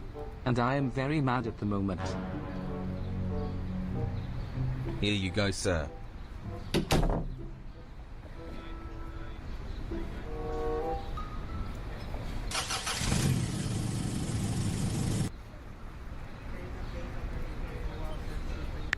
Hey bro, got plans for tonight?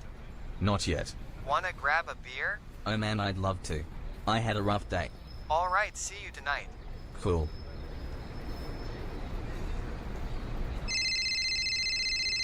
Hi, Wojak.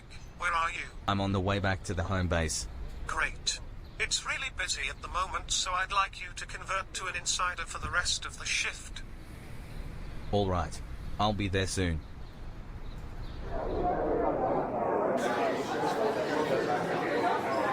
Hey, there's our outsider. Ready to join the insiders? Join the dark side. Everybody listen up. We have a huge waiting line and I barely see anybody working.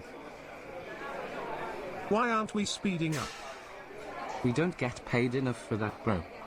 I am not your bro. And I won't accept you guys chilling at your phones no longer, understood? You can't force us, dude. I don't get it. Why are we working here? It's because of our passion for pizza, right?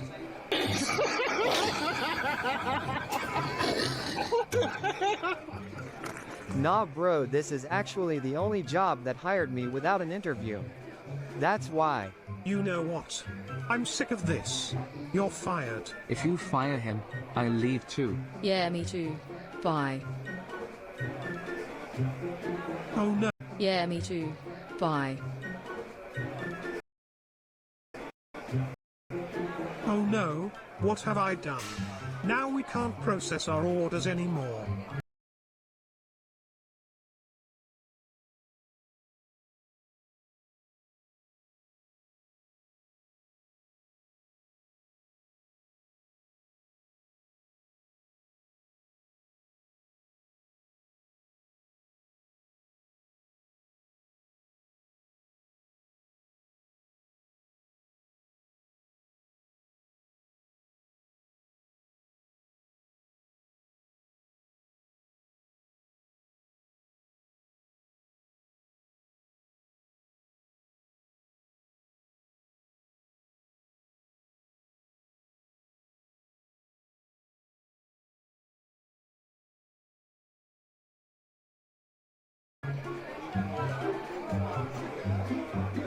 Wojak, could you please save me?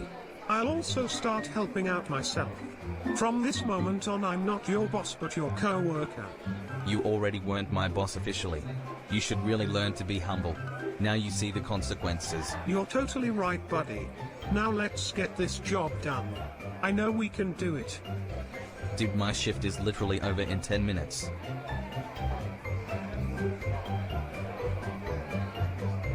Wojak, please. I really don't know what to do if you leave too. I cannot do this alone. Please, I'm begging you. Can you please help me out by working a little longer? I'll pay you for it. Sorry, I have plans after work. I really need you, Wojak. Look at the queue. I cannot do this without you.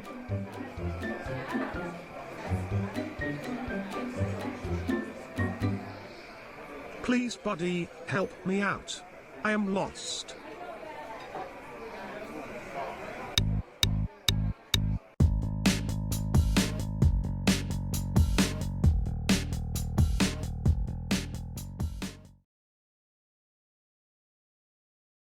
Thank God they are finally getting thank God they are finally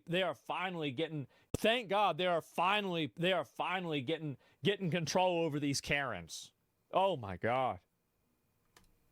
This idiot activist thought she'd be Chicago's AOC, only to possibly end up living in Chicago's DOC. That's just Department of Corrections. outside their federal building, several Democrats actively running for election impeded on ICE's ability to enforce a law. Where this see, you see this stupid bitch get in front of the car? girl running for Congress got tossed like she was on Alinity's live stream, to which I forgot all about that one.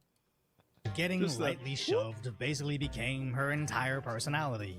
This was, as I said, the third time that ICE has done this to me. You shouldn't have been in the front of the car. If it's the third time the ICE has done it to you, then why are you complaining about it? Like, if I put my hand on a hot stove and I burn my hand 3 times, am I the retard?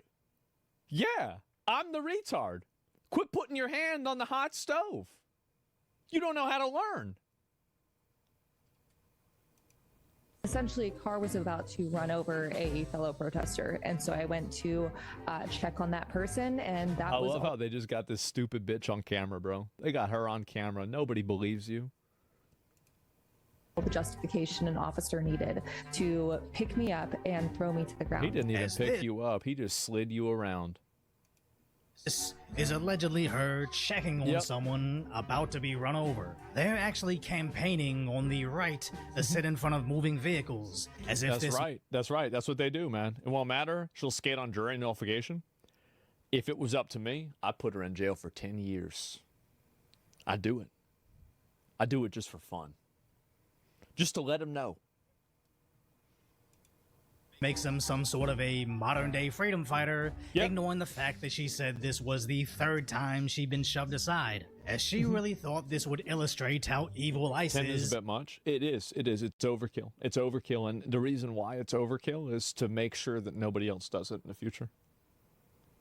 Like, you really would be surprised how effective that is. Like, to set an example like that. Instead of It's a deterrent. highlighting how she's too dumb to realize the first two times did nothing to stop ICE. But that won't make her stop trying, as later that same evening she was seen sitting. Again? Wait, so this is the fourth time. So they gotta see, this is the thing. This is what our tax dollars are going.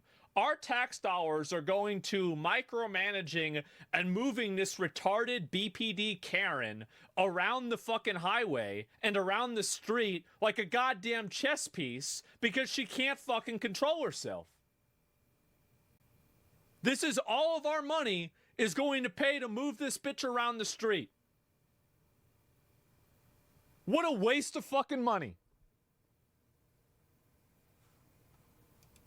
On the same driveway, only to be later seen again blocking federal. 3 times. So 3 times she's getting in front of the cars. Like, this is all emotional thinking, all talking, no statistics. Yeah, exactly. Who's funding her, though? Who cares? Vehicles. Yep. And there she is again. That's 100% her.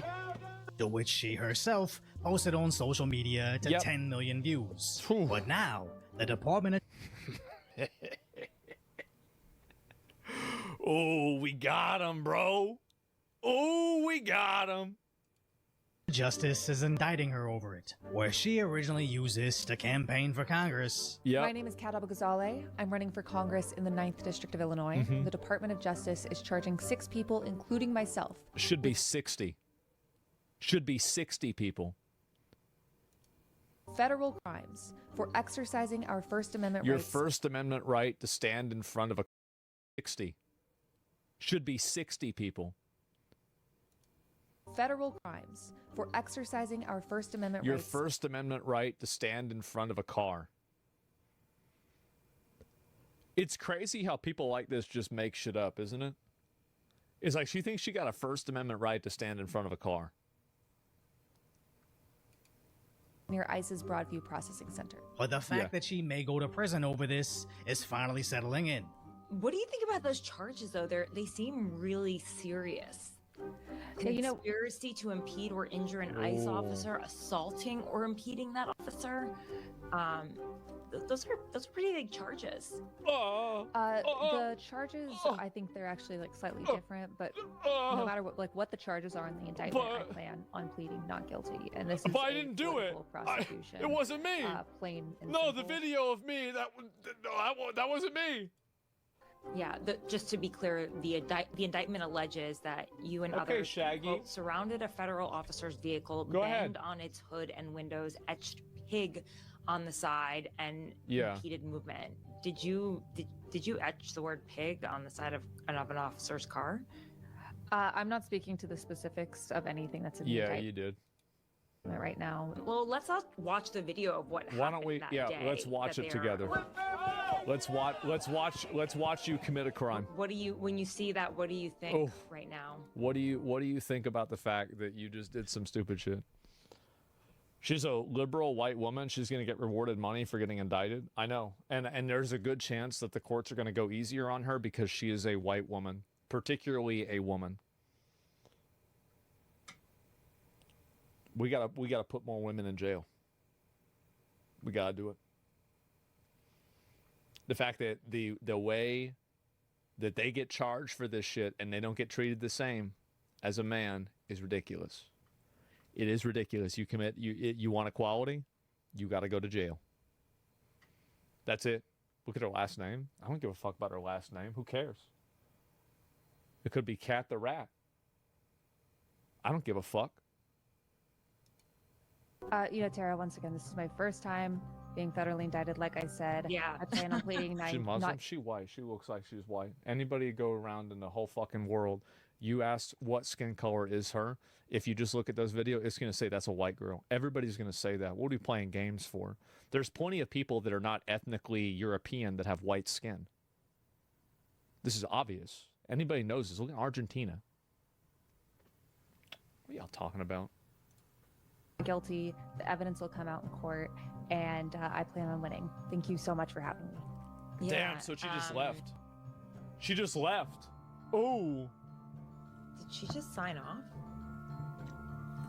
Rage quitting over simple questioning is exactly why activists can actually serve in Congress. Yep. As sure as she can parrot all her social media programming at a protest, that's right, but offers nothing in terms of how this helps her movement, other than giving her a viral moment to relive. Was slammed to the ground. Every I single cannot time. stress this enough. We are protesting Broadview because of human rights violations. If they're willing to assault me on camera, imagine what they're doing to detainees behind boarded up windows. Man. She logs on to social media, where getting lightly shoved is the most interesting thing about her life, which is becoming a huge problem. Shouldn't have gotten away. You could have avoided this entire problem by not standing in front of the truck. It's not up to other people to de-escalate a situation that you've created. With the left as a whole, as they've effectively championed victimhood, where getting arrested, attacked, or anything that attracts pity immediately places them in the center of attention. Of course. As now the Democrats are starting to look like what I call Disneyland handicaps, where a while back they let anybody in a wheelchair go right to the front of the line, until basically everybody suddenly had a wheelchair. And that's I didn't know this. We really living in a world where people pretending to be in a wheelchair to go to Disneyland rides. We got, oh my God, bro. We have some serious work to do. We have some serious work to do. This is embarrassing. ABC? Nah, bro. That is low. That is low, bro. Like, if you're doing that and you're not a citizen, you are going to get, I think you should get deported. I do. I don't think that we need those people in our country. It's outrageous. It's ridiculous. Ridiculous. You go to Disneyland, you ruin the thing. You ruin it for the kids. You make kids take longer. Send them back. Yeah, send them back. Get them out of here. the modern day Democrats. That's what people say. You want to have a high trust society. You can't have a high trust society whenever you have people sitting in wheelchairs trying to get in the front of the line at Disneyland. No. Nope. Not for me. As at that protest, she's not even the only one being indicted, as that cat candidate is running for Congress. Yeah. But also, another cat running for a seat on the Cook County Board. And some straw man is trying to be trustee. And honestly, I think it all leads back to... This is probably smart. So they're all going out there to try to make themselves out to victims so that way they can get their name out there. Honestly, it's a pretty good strategy. That senator from California that got arrested by the feds. He literally went on a press tour for months, constantly crying about being cuffed, where I don't even remember his real name other than California's saddest sobbing senator. He never it's just embarrassing. Well, that's why we need to own Nigeria. That way we can make it a colony and send all the crazies to that state with no chance of leaving. No. What we do is that's North Korea. I think that the way that we de-escalate the tensions, the global tensions with North Korea, is we make North Korea the prison country. And North Korea will basically be a place where everybody in the world can send the people that have problems, and then Kim can just take care of them. And so basically, like, and that way, like, we get an economy going in North Korea, we get international trade going there, there's international relations going on. Hopefully it will, like, more normalize that culture. It will, hopefully, make it a little bit less insane and autocratic and, military dictatorship. You get all that out, because if they're getting all this money and then there's also some degree of, like, interplay there, then maybe we could actually have things happen. And so I really think, Big Kim, that's right. We get Big Kim in on this, and he take care of the whole thing. And you kill two birds with one stone. You deal with the North Korea situation, and then you also get rid of all the stupid fucking crazy people. You send them to North Korea. He's probably watching, taking notes. I hope so. It's smart. Any individual political stances, any actual solutions to accomplish anything, but constantly gets to be on TV because he's California's saddest sobbing senator. But to the Democrats, crying is like a form of currency. Yeah. As that cat girl claims, of course it is, because it's just complete emotional messaging. That's it. That's all it is. Call for her arrest because she's the only one that can stand up to ICE. Right-wingers calling for my arrest. No, because I'm the only one that stand up to ICE. You weren't standing up. You got thrown on the ground, bitch. What do you mean standing up? Well, let's be clear. These activists have done nothing to stifle ICE. First and foremost, those operations continue. They continue unabated.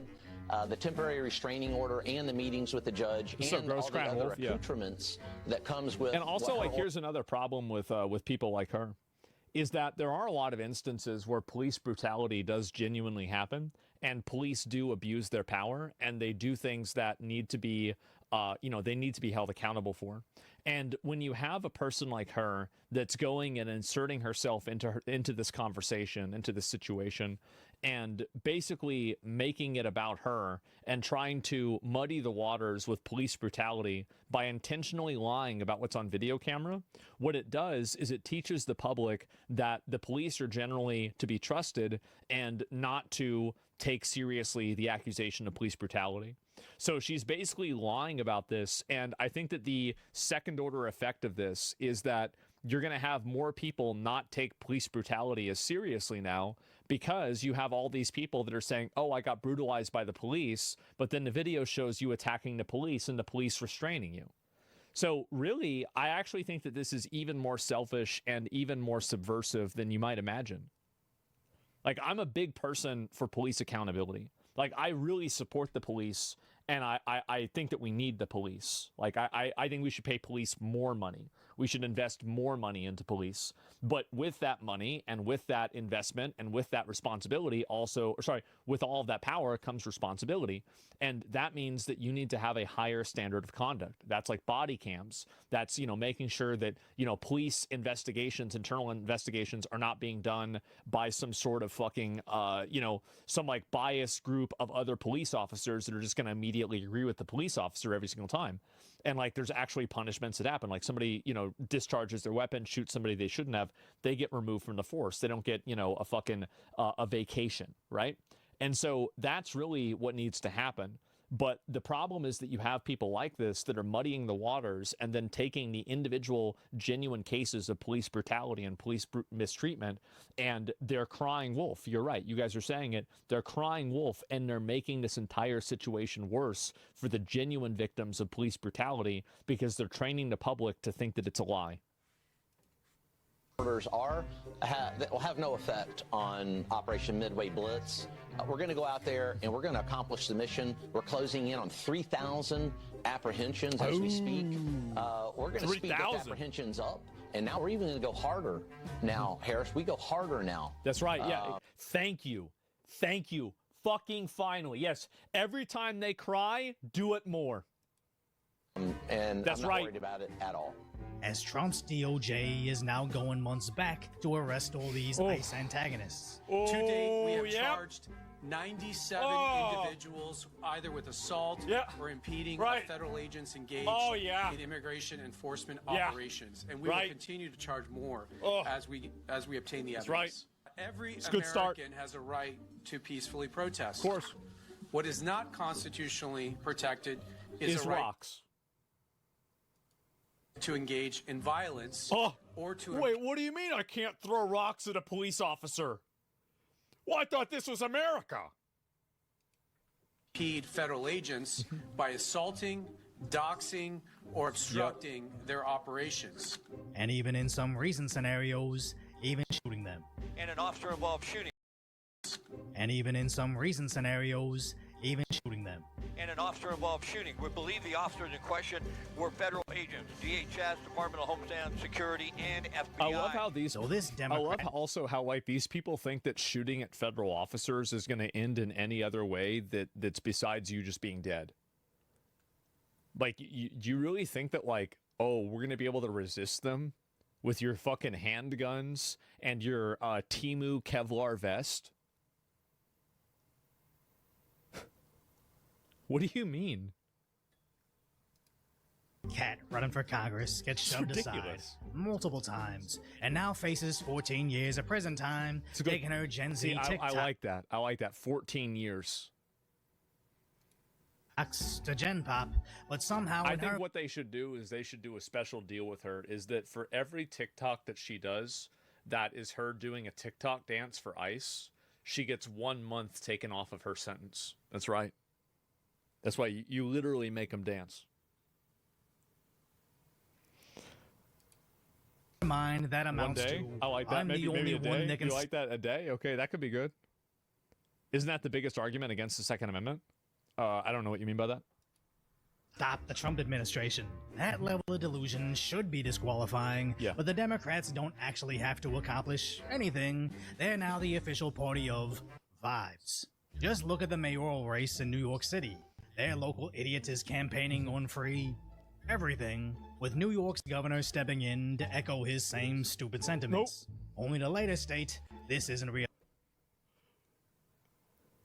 You know who this is, right?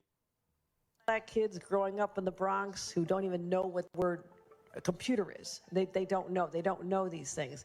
And I want the world open up to all of them, because when you have their diverse Black kids growing up in the Bronx who don't even know what the word a computer is. They don't know. They don't know these things. We got to send this swamp hag back to the swamp, go back and live in your cottage, sell mushrooms, and stop getting plastic surgery. This is embarrassing. Make swamp hags great again. Yeah, casting spells. We know that Mamdani does want to tax the rich more, bring it up about 2%. He can't do that on his own. You've previously said that you wouldn't be raising taxes. Have you reconsidered that stance? No, I would say one energetic rally does not get me to change my positions, I assure you. But don't let that stop the Democrats. Zoran's going to win because he's massively charismatic. He addresses the people in a respectful way. If you don't understand why Zoran is how the fuck do you say his name? Why Mamdani is winning, you're retarded. I'm giving him a 94% probability to win. You'd have to be hitting a crack pipe to believe that pipe dream, but Zoran? ironically, I'm sure that's the one thing he'll make free. As again, it just proves they're officially the party of vibes. NYC can't make everything free, just like Chicago can't stop ICE. But I don't think it matters to their voters as long as they get their feel-good vibes from all those artificial likes from Chinese. That's the reason why. TikTok. Yep. So if you appreciate it. Mike and Sice, He's so right. Halloween commentary on the tragic status that is today's reality, He could lose subscribe Republicans to vote for Decoy Cuomo. Voice. Maybe. I don't know if they will or not. I have no idea. But I think it's possible. I do. Let me go back. I'll look at this. Zoran is not a swamp creature. That's why he's going to win. The scumbag's running against him. Yeah, I know. I think so too. I do. keep on slandering, keep on attacking, and people keep voting Democrat? You mean like people are going to vote Democrat because of what I'm saying? I don't think that's really what's going to happen. I mean, if you look at a bunch of these like stupid ass fucking swamp hags talking shit, talking about how black people don't know what the word computer is, and that's the reason why you're going to vote for a Democrat, you're a retard. And like the thing is that like you're never going to win over everybody. You're never going to get everybody on your side. That's never what's going to happen. There's a video. Give it a like, bro. Like I like it. Yeah. People are voting. If you vote for that and you go and do that, that's your fault. Like, honestly, like, you played yourself on that. Like, I can't help you at that point. So, yeah, exactly. She's racist as fuck. Yeah, she's stupid. Like, why should you listen? You should never listen to somebody like that. Absolutely. And so, what is a computer? Uh-oh. Looks like we've got somebody from the Bronx here. So, yeah. He is DCA? Maybe, right? Oh, maybe. Democratic Communist? Yeah. And since people vote Democrat for doing what they wanted, like a lot do, and they get reelected for what the people voted, I don't know. Yeah, obviously, some people vote. Since people vote Democrat for doing what they wanted, like a lot of what they do and get reelected is what people voted for. Well, yeah, I mean, like, what the fuck are you saying? What elected for what the people voted? I don't know. Yeah, obviously, some people vote. Since people vote Democrat for doing what they wanted, like a lot of what they do and get reelected is what people voted for. Well, yeah, I mean, like, what the fuck are you saying? Do and they get reelected for what the people voted. I don't know. Yeah, obviously, some people vote. Since people vote Democrat for doing what they wanted, like a lot of what they do and get reelected is what people for what the people voted. I don't know. Yeah, maybe Democratic Communist. Yeah. And since people vote Democrat for doing what they wanted, like a lot do, and they get reelected for what the people voted. I don't know. Yeah, obviously, some people vote. Since people vote Democrat for doing what they wanted, like a lot of what they do and get reelected is what people voted for. Well, yeah, I mean, like, what the fuck are you saying? Yeah. See, this is the thing. You're never gonna win over everybody. All right. You never. That's the thing. Is you don't need to win over everybody. But you just need to win over most people, right? I don't know what the fuck that meant. I don't know if he did either. Oh well. I won't apologize for being right. Okay. That's the same guy. That's the same guy that said the other thing. And no, if you want to vote Democrat after you just saw that, I mean, like that really, at that point, I don't think that anybody can help you.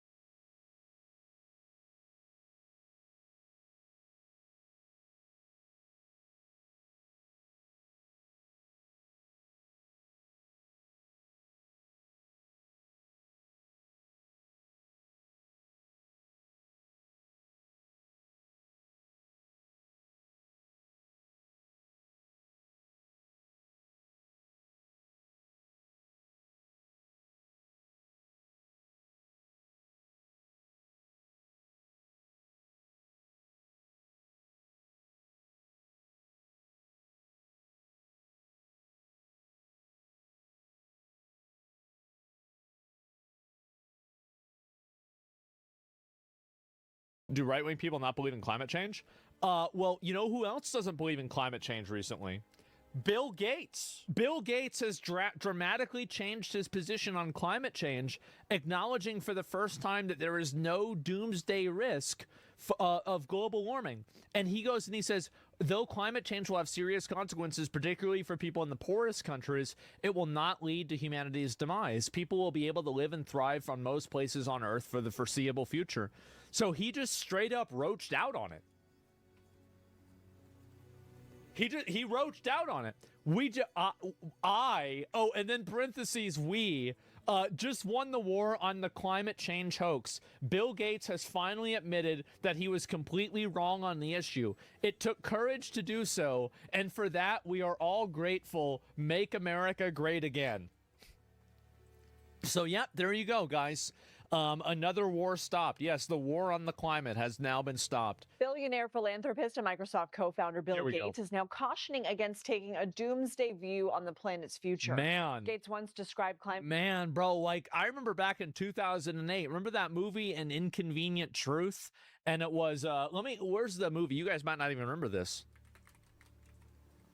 2006, okay. Yeah, so I was still in high school at the time. And so, remember this? Al Gore. Yeah, remember him? Long time ago, huh? And so anyway, this is the trailer of this movie, right? Let's go back and watch the trailer of An Inconvenient Truth from 2006, okay? Here we go. Cinema.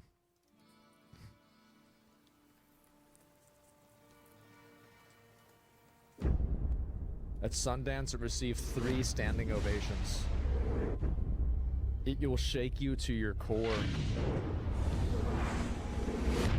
If you love your planet, if you love your children, you have to see this film. Years ever measured, they've all occurred in the last 14 years. Oh. And the hottest of all was 2005. Wow. And this was in 2006. The most terrifying film you'll ever see. The scientific consensus is that we are causing global warming. Oh. I am Al Gore. I used to be the next president of the United States of America. Yeah, that didn't happen. This is Patagonia, 75 years ago, and the same glacier today. This is Mount Kilimanjaro, 30 years ago. Yeah. And last year. Oh my, wait. There will be no more snows of Kilimanjaro.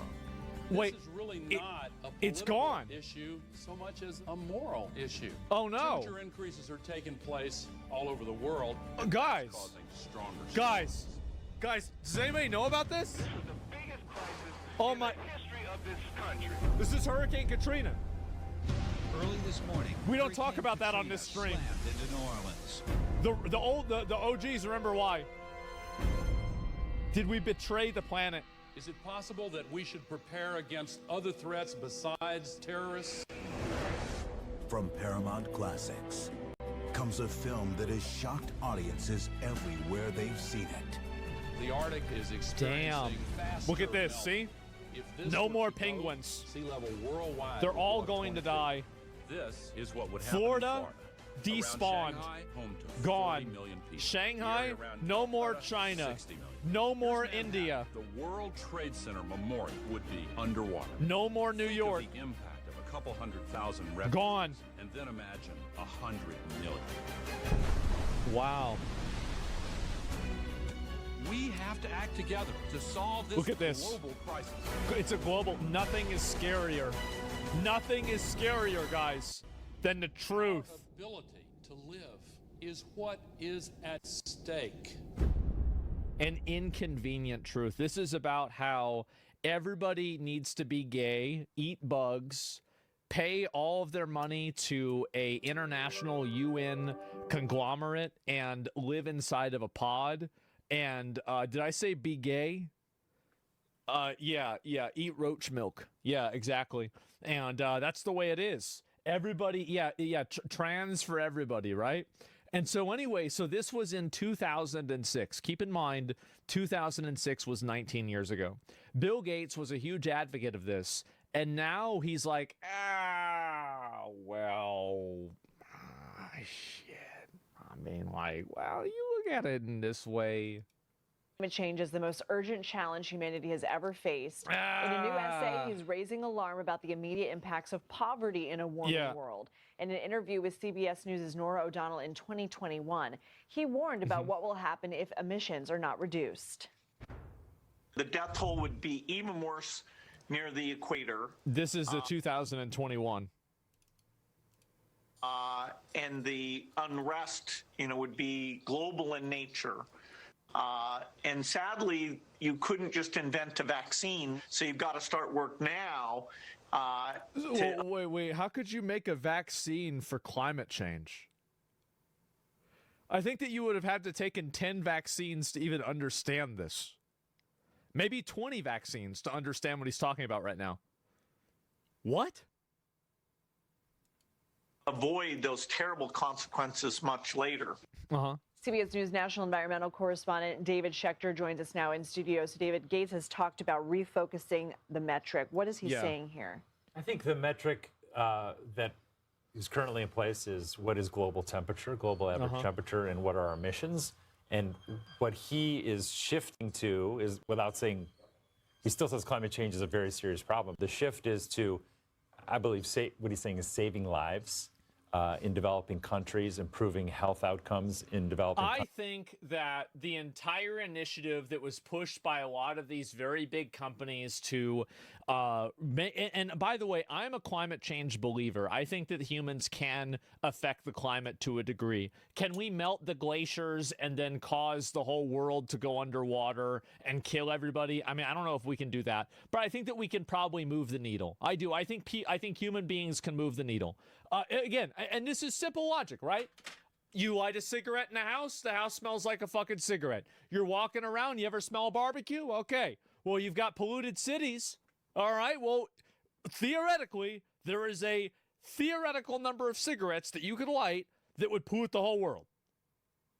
So it's just logic, right? It's just logic. I'm just thinking about like this. Now, I'm not saying that we are doing that, but I'm saying that, like, it is not unfathomable to me, this idea. It is not unfathomable. But this is what I think is happening. I think that these climate change things and the increases in costs and energy and other types of regulations for tech companies were being pushed by a lot of these really big tech companies to pull the ladder up from other smaller tech companies over the last 15 years to prevent them from getting a foothold, and so they could control regulatory, different measures and have regulatory capture to pull the ladder up and prevent other companies from succeeding in the same way that they are. And now that it's working against them because of the massive energy requirements of AI development, now they're shifting their point of view and, well, actually climate change isn't that important anymore. And I think that this is just, again, right? It's like whenever coincidence and personal interest converge, I really don't think it's usually a coincidence. I don't. I think it's a little bit fishy, isn't it? Countries getting people out of poverty. So I think in his lens, those problems are all connected. They are all connected. But if he had $1, where would it go? And I think he's saying, I think it should go there. What would that investment look like physically? What would the dollar be? It's programs, it's health programs. So like what, Labubu's or what? He did even say, health programs. Oh, okay. It's education, it's medicines, all the things that he's already involved in developing nations. And he is sort of sunsetting the arm of his philanthropy that invests heavily in climate solutions and green energy solutions. So because it's not convenient. What I'm hearing you say is that he's not necessarily saying this is less of a problem. This isn't as dire as he said that he 100% toned it down. Like he 110% toned it down, like 200%. Like we talked about, absolutely he did.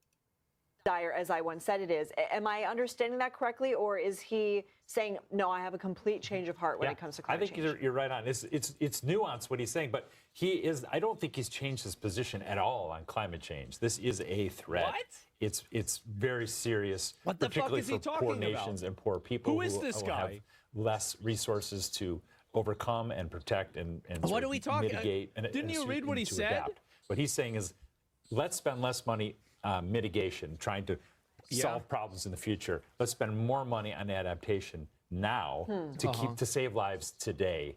But critics are saying, that focus is good. You should save lives, but if you take your eye off the future, the very people that you're trying to help today will have it much worse in the future because this might be the worst video I've ever seen in my entire life. Anyway, so basically he roached out on it. It's pretty fucking obvious. Bill Gates pivots on climate change. There it is again. It's pretty fucking obvious. Oh, here we go again. Climate change will make entire ecosystems. Certainly, climate change will make entire ecosystems die off. It'll make parts of the world, impossible to live in. And so this is in 2020. The actual economic and death toll from climate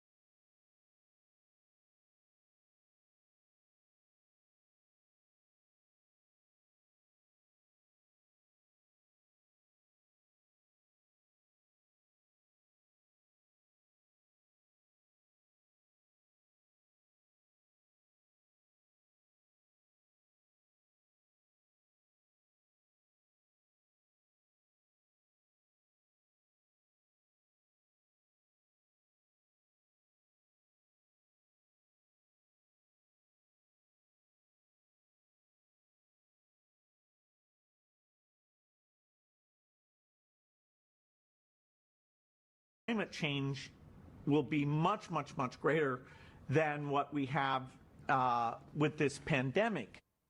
But he's changing his tune now. He's actually rejecting the doomsday narrative in a new memo saying, quote, although climate change will have serious consequences, particularly for people in the poorest countries, it will not lead to humanity's demise. People will be able to live and thrive in most places on Earth for the foreseeable future.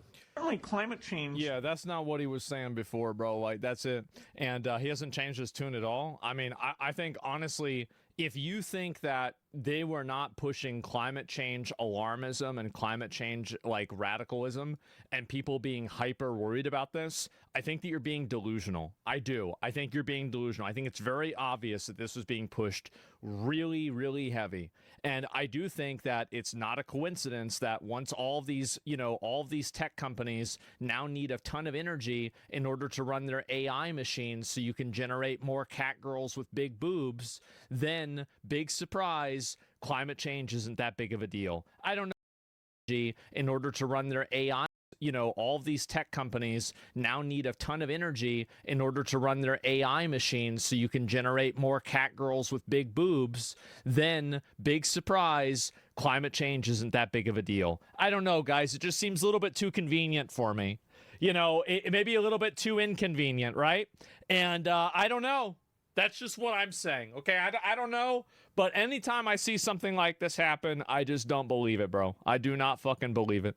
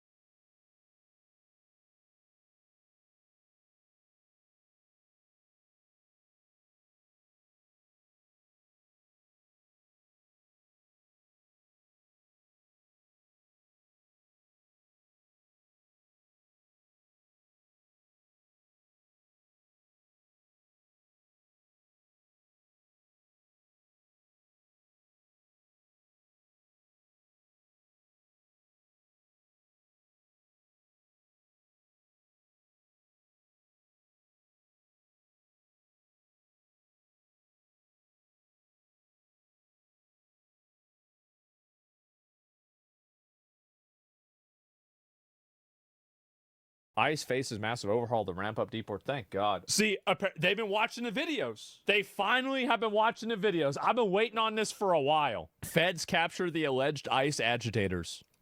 Thank God. We're about to hear from the feds in California any moment now.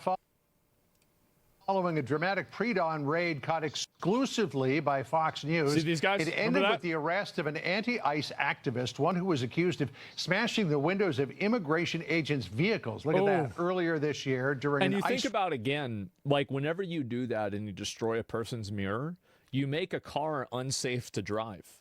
And so now at this point, this individual has now endangered everybody else on the road and on public roads because they've decided to be violent. And so this is the reason why, like, and this is the kind of stuff that, like, people don't really think about because they're retarded. They're just retarded. And so the fact is that whenever you do something like that, you negatively affect a lot of things beyond just yourself. Glad they caught these idiots? Yeah, exactly. Raid on a Southern California pot farm. You make a Our correspondent Matt Finn has got exclusive live details for this on this. He's in Camarillo, California for us. Let's see it. Matt? Hey, John, you may recall there was a pretty notable immigration raid on a pot farm here in Camarillo earlier Wasn't it weird how whenever they did that raid, there were a bunch of kids there? That's crazy. Wow. It must have been bring your kid to work day, huh? Summer, some pretty disturbing viral video out of that. Suspects throwing rocks and objects at federal agents' cars as they exited their immigration raid that included hundreds of arrests. That was back in July. Well, this morning, we were exclusively on hand in a pre-dawn sting as HSI arrested a gotcha, bitch. Oh, gotcha, bitch. Guy in a dark alleyway. They say Issei Carrillo is seen in that viral video throwing rocks at federal cars. Carrillo is allegedly part of an anti-ICE activist group that intentionally blocked the federal agent cars on the pot farm and then ambushed the agents on the way out. HSI says at least 4 vehicles were damaged in that attack, and a federal contractor was injured after a rock and shards of glass struck their hand. Carrillo is expected to be federally charged with conspiracy to impede or injure a federal officer. Now, this is all a part of a broader sweep. See, they need to do this, and they need to have him give out the names to everybody else, and then just get all of them. Because I'd be fine giving him a light sentence. You know, you get like 5 years, but we got to get 10. We need 10 more people. I say something like this, right? Like, this is what I would tell him. I would say, we're going to put you in jail for 30 years. For every person you give us, you get 1 less year. See what happens. Morning happening across Southern California, targeting people who engage in alleged violence against trust his names? Well, yeah, of course, I verify his names. Of course, I mean, like, I would say if they get convicted, right? I mean, not just, you just give us names. I mean, duh, of course. Enforcement during this summer's immigration raids in the LA area. We expect a press conference at any moment to give us full details. Also this morning, as we were embedded with HSI, there was a female, a target, they had a warrant for her arrest, but she narrowly escaped, and we believe she's going to be named a fugitive. Back to you. In fact, Matt, we're going to go from you in Camarillo to downtown Los Angeles, and here's the acting U.S. Attorney for the Central District of California, Bill Saleh. In response to recent immigration enforcement actions in Los Angeles. To date, we have charged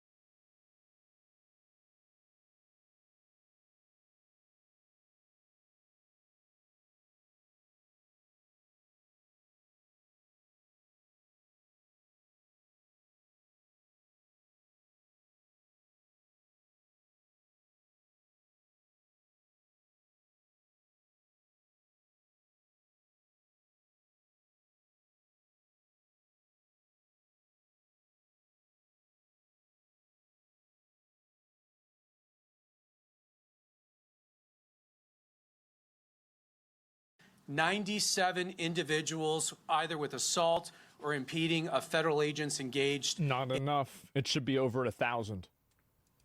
In immigration enforcement operations, and we will continue to charge more as we obtain the evidence. Earlier this summer, federal agents engaged in law enforcement operations targeted at removing illegal immigrants who entered the United States unlawfully. That's right. In response, large protests began to form throughout the Los Angeles area. I want to be very clear.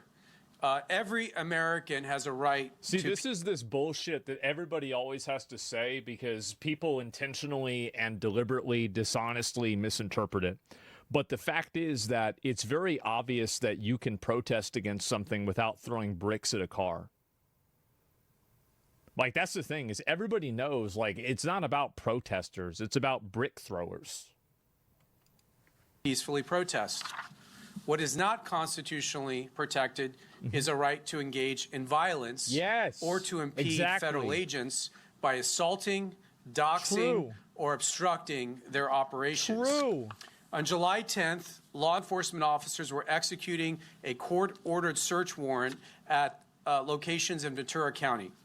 Protesters, including members of an organization named VC Defensa, came to the site of the search warrants. VC Defensa is an organization that operates and manages what they call a rapid response network designed to impede federal agents and their enforcement operations. And that warrant is what you see on the camera there at the marijuana farm where the agents were attempting to leave. In one of the criminal complaints today, we are charging 2 members of VC Defensa for conspiring. Should charge every single one of them.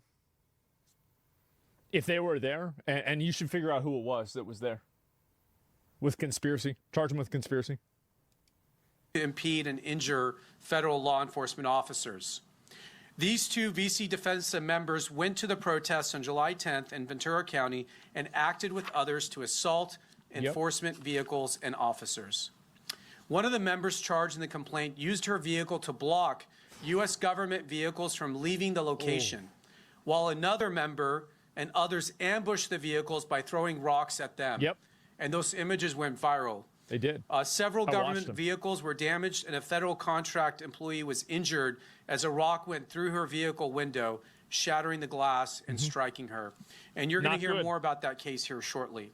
Separately, in another incident that you also see on the TV here, on June 8th in downtown Los Angeles Civic Center, a group of agitators used the protests as an excuse to throw rocks, bottles, and other objects at officers, injuring several of them. Government and private property were vandalized. Los Angeles police declared an unlawful assembly, yet the violence continued.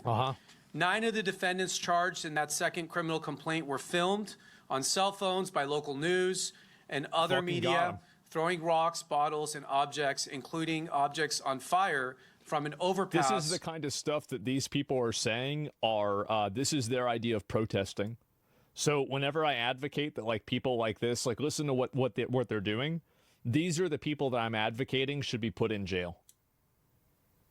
Not the people that are protesting, but the people that are throwing flaming objects and bricks at cars. On Main and Los Angeles Street here in downtown LA, onto the CHP officers and their vehicles. 2 defendants charged in today's complaint were recorded lighting debris on fire and throwing it at CHP vehicles, that's not protesting. pouring what appeared to be flammable liquid, which increased the size of the flames. The officers and vehicles were on the freeway after removing demonstrators who had marched onto the freeway to block traffic lanes. During the mayhem, one CHP vehicle was set ablaze. Officers were trapped while an angry mob threw debris at them from above. That's wild. 9 individuals in that mob are charged with obstructing, impeding, and interfering with law enforcement during a civil disorder. That is a felony, a federal felony that carries a statutory maximum sentence of 5 years in federal prison. That's it? Oh, we got to get those numbers up. 5 years. Come on. Lastly, federal agents today also arrested Giovanni Canil, a Boyle Heights resident who pepper sprayed a vehicle while the FBI SWAT officers were inside of it. Those officers were at a scene of a search warrant execution at Ambiance Apparel, a business in downtown LA on June 6th. Canil is charged with pepper spraying them as they left the scene, causing injuries to at least 2 officers. Again, these are criminal complaints and allegations. Everyone is entitled to a presumption of innocence until proven guilty in a court of law. As we have said many times, violence in any form, specifically targeted at law enforcement, is unacceptable and illegal. You will be arrested, you will be charged, and you will face serious prison time. For those people who disagree with federal immigration laws, you don't get to throw bricks. You need to take it up with Congress. Yes. Congress passed those laws, and we are obligated to enforce them. True. We will not tolerate violence against officers who are simply doing their job. Man. Yeah, and this, I want to be clear, this is not a game. I think some people out there think this is some sort of a game or political stunt, and you have elected officials who are encouraging this behavior. The consequences here are extremely serious. He's actually calling them out. Last week, we had an individual who rammed his vehicle at our agents, and he was shot by law enforcement. So not only was he shot, he was also charged with assault, and now he's looking up to 20 years in federal prison. So again, this is... You love to hear it, bro. Oh. ...in a game. Not only are these actions dangerous, they're also ineffective. Mm-hmm. We have not, and we will not. That's true, yeah. You ain't gonna do shit. You think you just stand in front of a truck and then the federal government is just gonna decide, you know what, let's just go home? No. Stop our immigration enforcement operations. Nothing will stop us. Nothing. So with that, I want to turn it over to Eddie Wang, the special agent in charge of Homeland Security investigations here in Los Angeles. Oh, you love to hear it. Bill. All right, so there's Bill Asaley, the acting U.S. Attorney for the Central District of California, talking about these arrests, some of them in connection with the violent clash between protesters and ICE agents at that pot farm in Camarillo back in the summertime. Bill Asaley, Sandra, saying this is not a game and it's not going to stop ICE and the federal government from enforcing the laws of the United States of America. Asaley saying that if people have got a problem with it, take it up with Congress. We have not. We will not stop. Nothing will stop us. You heard it there. This is not a joke. This is incredible. That's right. Yeah, you can cry, you can bitch, you can moan, you can make your little protest. You start throwing bricks, you're going to go to jail, and it's going to continue, bro. Still look at this video and think this actually happened. Was this where they had children working? Yep, obviously that's right. Bill Asaley means business, Sean. Well, the guy who was on the throwing end of that rock now in custody and facing some serious jail time. Hey, Sean Hannity here. They got to put him in jail for more than 5 years, bro. Like that should be honestly, that should be like a 15-year situation. Like you throw a brick at a federal officer building or a vehicle like that, and it destroys it. I mean, like 100%. Feds watch your stream. They should. Honestly, I wish they watch it more. Maybe y'all could get learn something. Well, holy shit, y'all fucking around all the time with these clowns. Yeah, 15-year minimum. Yeah, a little RICO action, a little something, right? I mean, something's got to happen. I mean, damn, they just let them run wild, and it makes me so annoyed, man. It really does. But I guess that's what happens, right? And 5 is enough, I believe. I mean, 5 is a good start. I mean, I accept 5. 5 is okay, right? I'm not mad about 5. My first time calling ICE, American citizen. Wait. Okay. All right, we gotta watch this one. Okay. Today was my first time calling ICE. I went to McDonald's this morning. The menu screen was broken. So I was like, the menu screen is broken. And she said, do you want a number 2? I said, no, ma'am, I'm just letting you know that the menu screen is broken. She said, do you want a number 2? I said, do you understand me? I said the menu. What does this sign mean? Screen is broken. Okay, you want a 2? We just pull around. So I'm like, oh my God, this lady don't understand nothing that I'm saying. So when I pull around to the window, I said, the menu screen back there is broken. She said, oh, you don't want a number 2? And I'm like, why does she keep saying number 2? I'm trying to tell her that the menu screen is broken. I said, well, let me just talk to your manager. Because now at this point, I'm just like, you really don't understand. Yeah. Right? There's no This is what they do is they have whenever you work at a McDonald's, there's a test that they have with all the employees there on proficiency in English, and the person that scores the worst on it gets to work the drive-through. Communication here. You don't understand English. Yeah, we all know this. So she Everybody knows this. Hold on. And then this dude walks from. I was like, I'm just trying to let her know that the menu screen back there is broken. Yeah. He was like, the menu screen? I said, yeah, the screen with the menu that the food. the manager? I said, it's broken. He said, the menu screen? I said, oh, so you don't understand anything that I'm saying either? I said, are you a manager? I said, does anybody in here speak English? He says, no, I'm California. They looked at me like I was crazy. I mean,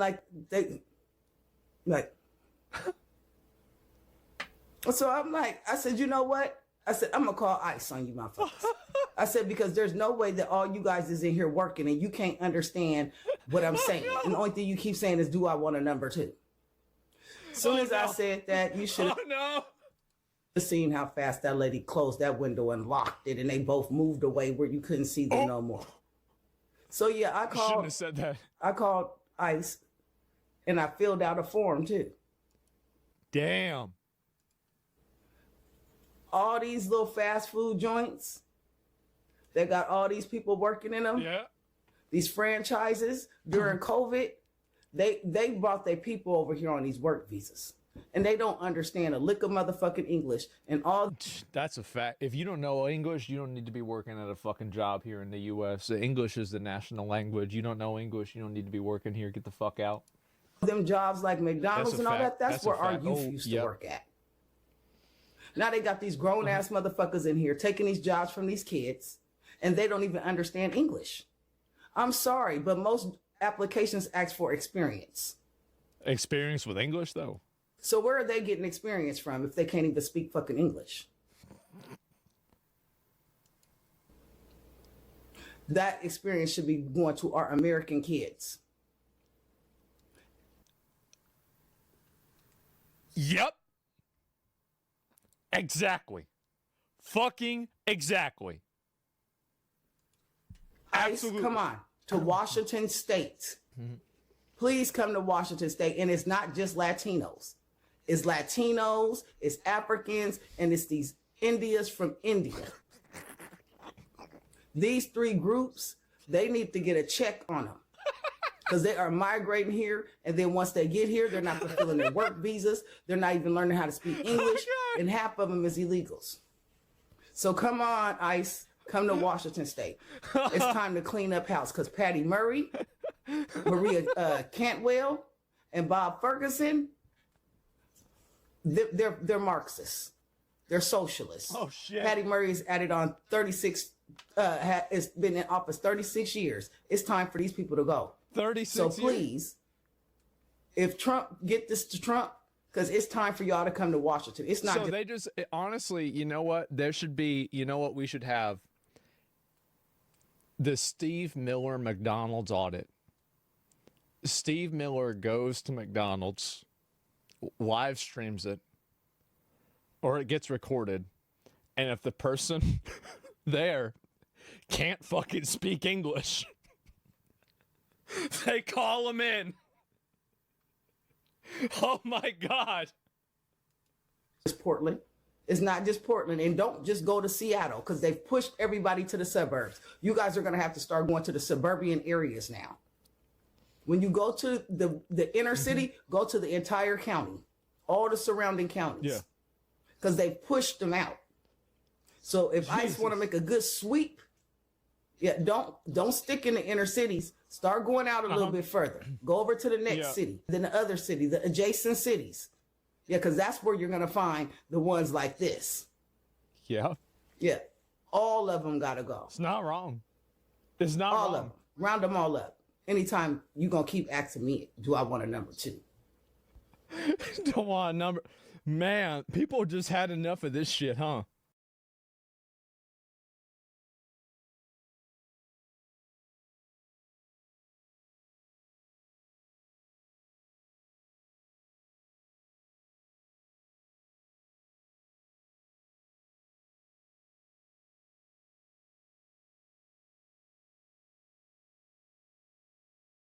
pardoned everybody either. But the reality is that these people are actively trying to subvert the government. And I don't agree with January 6th either. It's not like this is an either or. So what are the other factors that prevent, I'm sorry I called you gay, by the way, but I'm always, I think I'm just too old or something. I'm like, why is anyone married? You tell me, why aren't people married? Well, I mean, honestly, it's the women.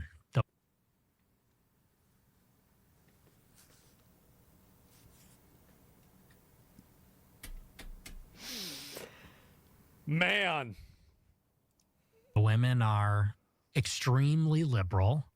No one talks about that. They're increasingly they do. It is true that women, like, how many of you guys have had to nerf your political views in order to be around a girl that you like that was more liberal? Yes? Okay, everybody's saying yes. All right, well, there you go. Especially after the last election, there's a 45-point difference between men and women. Yeah. The men are extremely conservative, increasingly. The women are extremely liberal. Exactly. What are they liberal on? What issue? Exactly. Like, you see this with the Free Palestine stuff.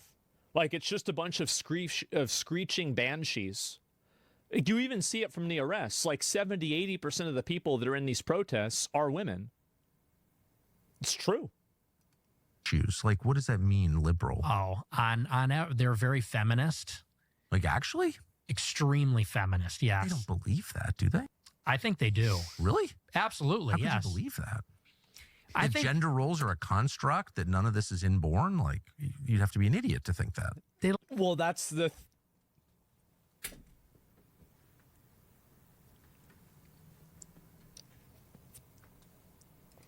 like the idea of it. They like because of course I think all women naturally want strong men. Of course, obviously. They naturally want a Chad. You know, they want like a tall, buff guy.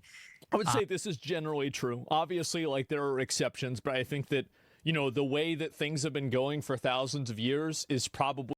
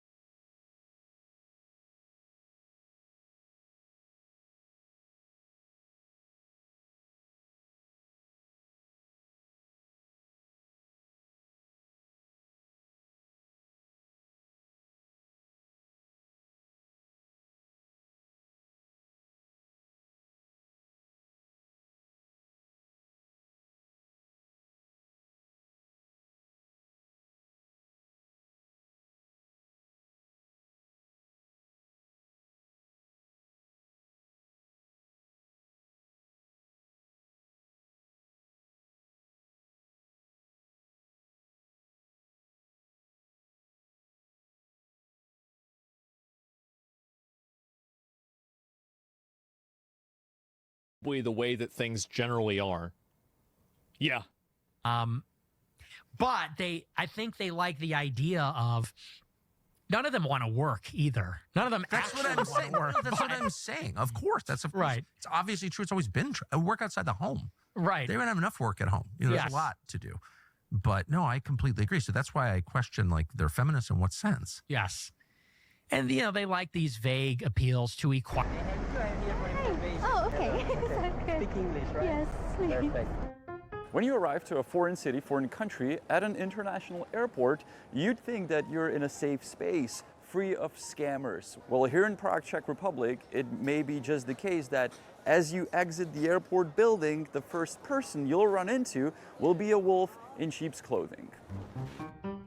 As you exit the terminal building and you approach the only official airport transportation, which is the public bus that costs 1.4 euros and takes only 29 minutes to get you to city center, you arrive at the tickets machine because you need to buy a ticket to board the bus. But you're a foreigner, you don't really know how to use it. Maybe you've watched an Honest Guide video where we explain it, but luckily there's a person working for the airport that will help you. You want to buy tickets, right? You have tickets for 30 minutes, 90 minutes, 24 hours, 72 hours. Okay. It's by time, Yeah. and the ticket is good for metro, bus, and tram, so you can use it for all public transport. Okay. The footage that you're just watching was not filmed by us, so don't get mistaken. It was filmed by a different YouTuber, a girl, that was clever enough to videotape her way out of the airport. And one more thing to clarify, the gentleman that is helping her to buy the ticket is not a person working for the airport, nor a good Samaritan. He is a scammer. He's a money scammer, well known to us, that we know from the city center. Můžeme? English? No. Okay, English better. Can we wait with your friend for the police, please? And it was an absolute shock to us that he actually operates at the Prague airport. You have to take bus 59. In the end of the street, you change with the metro, the metro green line. Now, to be fair, the scammer is actually giving good advice and good information on how to buy the ticket, which ticket to buy, and so on. And that's how scammers and scams work. They first have to gain your trust so you believe them what they're telling you. Yes. You have good energy. I like having it. Yay. The minute or the second this breaks into a lie is when he starts talking about cash. So you have cash, it's better in cash here. No, all of these machines behind me do take cards. Not only you can tap with your phone, watch, card, you can insert your card. I actually didn't even know they still take cash. There is a hole, I don't know if someone ever used it, but yes, we tap, you can and you should pay with your card when buying a ticket. Oh, I don't have cash yet. Yeah. And he continues with the lie regarding cash because he claims that in the city center of Prague, it is impossible to pay with card. Here is better in cash. Yeah, because okay. they charge Even in the many city. times commission. Yeah, and in the city it's not possible to pay by card many places. Yeah. Okay, that's good to know. Like to the castle and many places is just in It's cash. just cash check too. cards. Okay. Once again, that is a lie. It's quite the opposite. We are also here if you need for change. Okay. I will show you. You have in cash, right? I don't. Like euros or dollars? No, I don't have it yet. Any? No. Oh, really? Yes. Yeah, you don't have any cash? No. You can withdraw from here. We have good ATM if you want. It's better for you. I don't know yet. I will see him. Maybe I could just pay by card. If not, then Okay, but it's better because they charge commission many times. I see. Be careful. Okay. Why would he even mention cash? Well, that's his game plan. This scammer is part of the money scammers that we chase in downtown Prague. And he popped up here at the airport. And he's smart. He really gets the attention. He gets the trust at the ticket machine.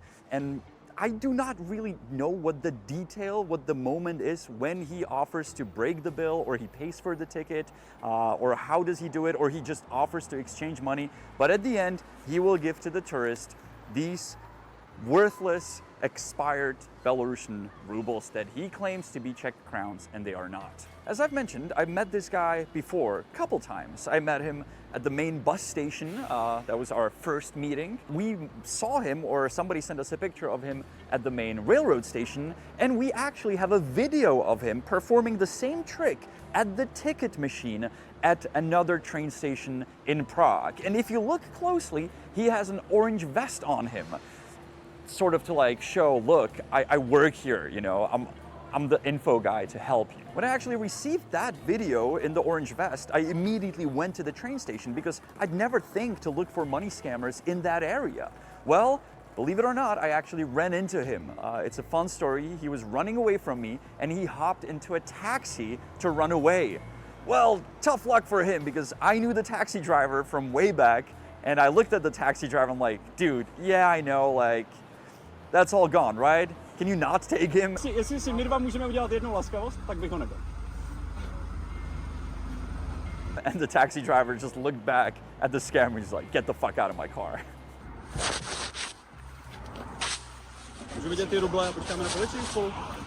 But our main focus in this episode is the airport, a place that should be safe and scammers free. Well, believe it or not, I was actually filming here regarding taxi situation in front of the terminal, which is still a shit show. And as I was watching the taxi drivers lure their customers into their cars and overcharging, guess who I ran into? Oh shit. Oh shit. Now I know that when he sees me, he starts running. And unlucky for me, there was just a bus in the bus stop because there's like always a bus. So I didn't want him to get away because I wanted the police from the airport to get him because those are some tough guys. Počkáme na policii, jo? Nikam nechoďte, počkáme na policii, buďte úplně v klidu, jo? So I told him we're gonna wait for the cops, and I called the cops. Dobrý den, tady rubišu telefon, já jsem právě našel pána, počkejte tady prosím na policii. Jsem na letišti na terminálu 2 a je tady pán, který mění turistům peníze. Natáčejte si mě, je to v pohodě, jenom tady, kdybyste na ně počkal, jo? Můžu si tam vzít to kafe jenom svoje, já jsem se ho tam položil. Ne, dobře. Já se bojím, že on mi tady naskočí do autobusu. Díky. Díky. And yes, cops at the airport really don't mess around. It's not like the guys in the city center like, well, do you have proof? Do you have the tourist that was cheated? I was like, well, this guy, this is what he does. I showed him a bunch of videos and like, okay, there he was, the back of a police car.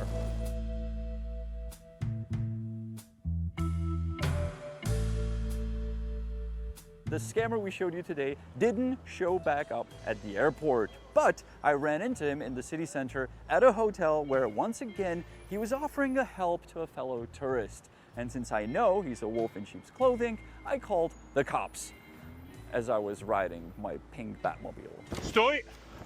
Stoj. Co máme, Benga? Pojď. I used it as a pink fortress so he wouldn't get away.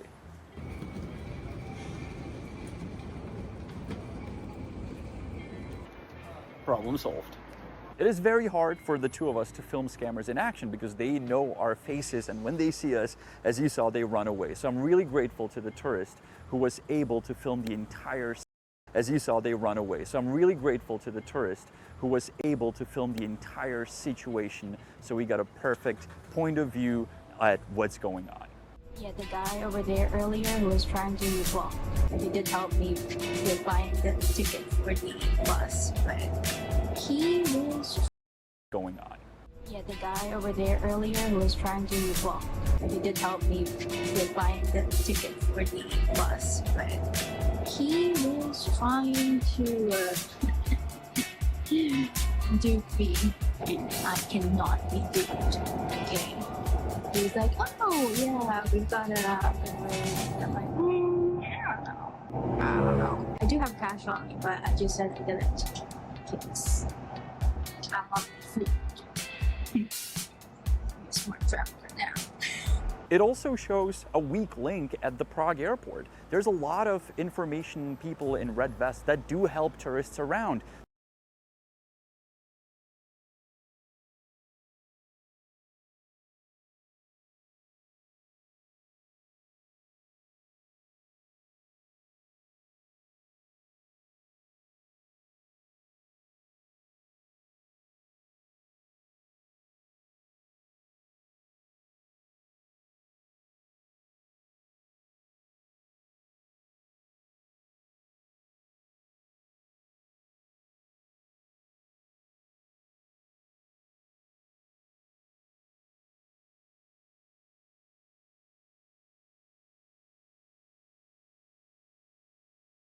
they help them with their luggage, they help them paying for the parking, but I believe they would be useful also at the ticket machines to buy tickets for the bus. There is a lot of confusion as we've witnessed today, which actually brings us to a side quest.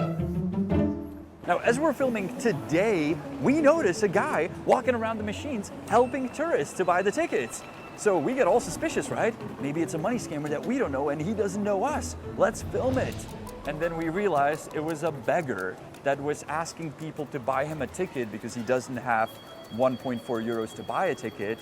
And, you know, he needs to get to the city. Did you buy him a ticket? Yeah. Okay, that's what he was asking for. Yeah. Okay, thanks, man. So the tourists were so nice that they bought him a ticket. They bought him the ticket 4 times during the 3 minutes we were standing here. So it was a clever way of begging.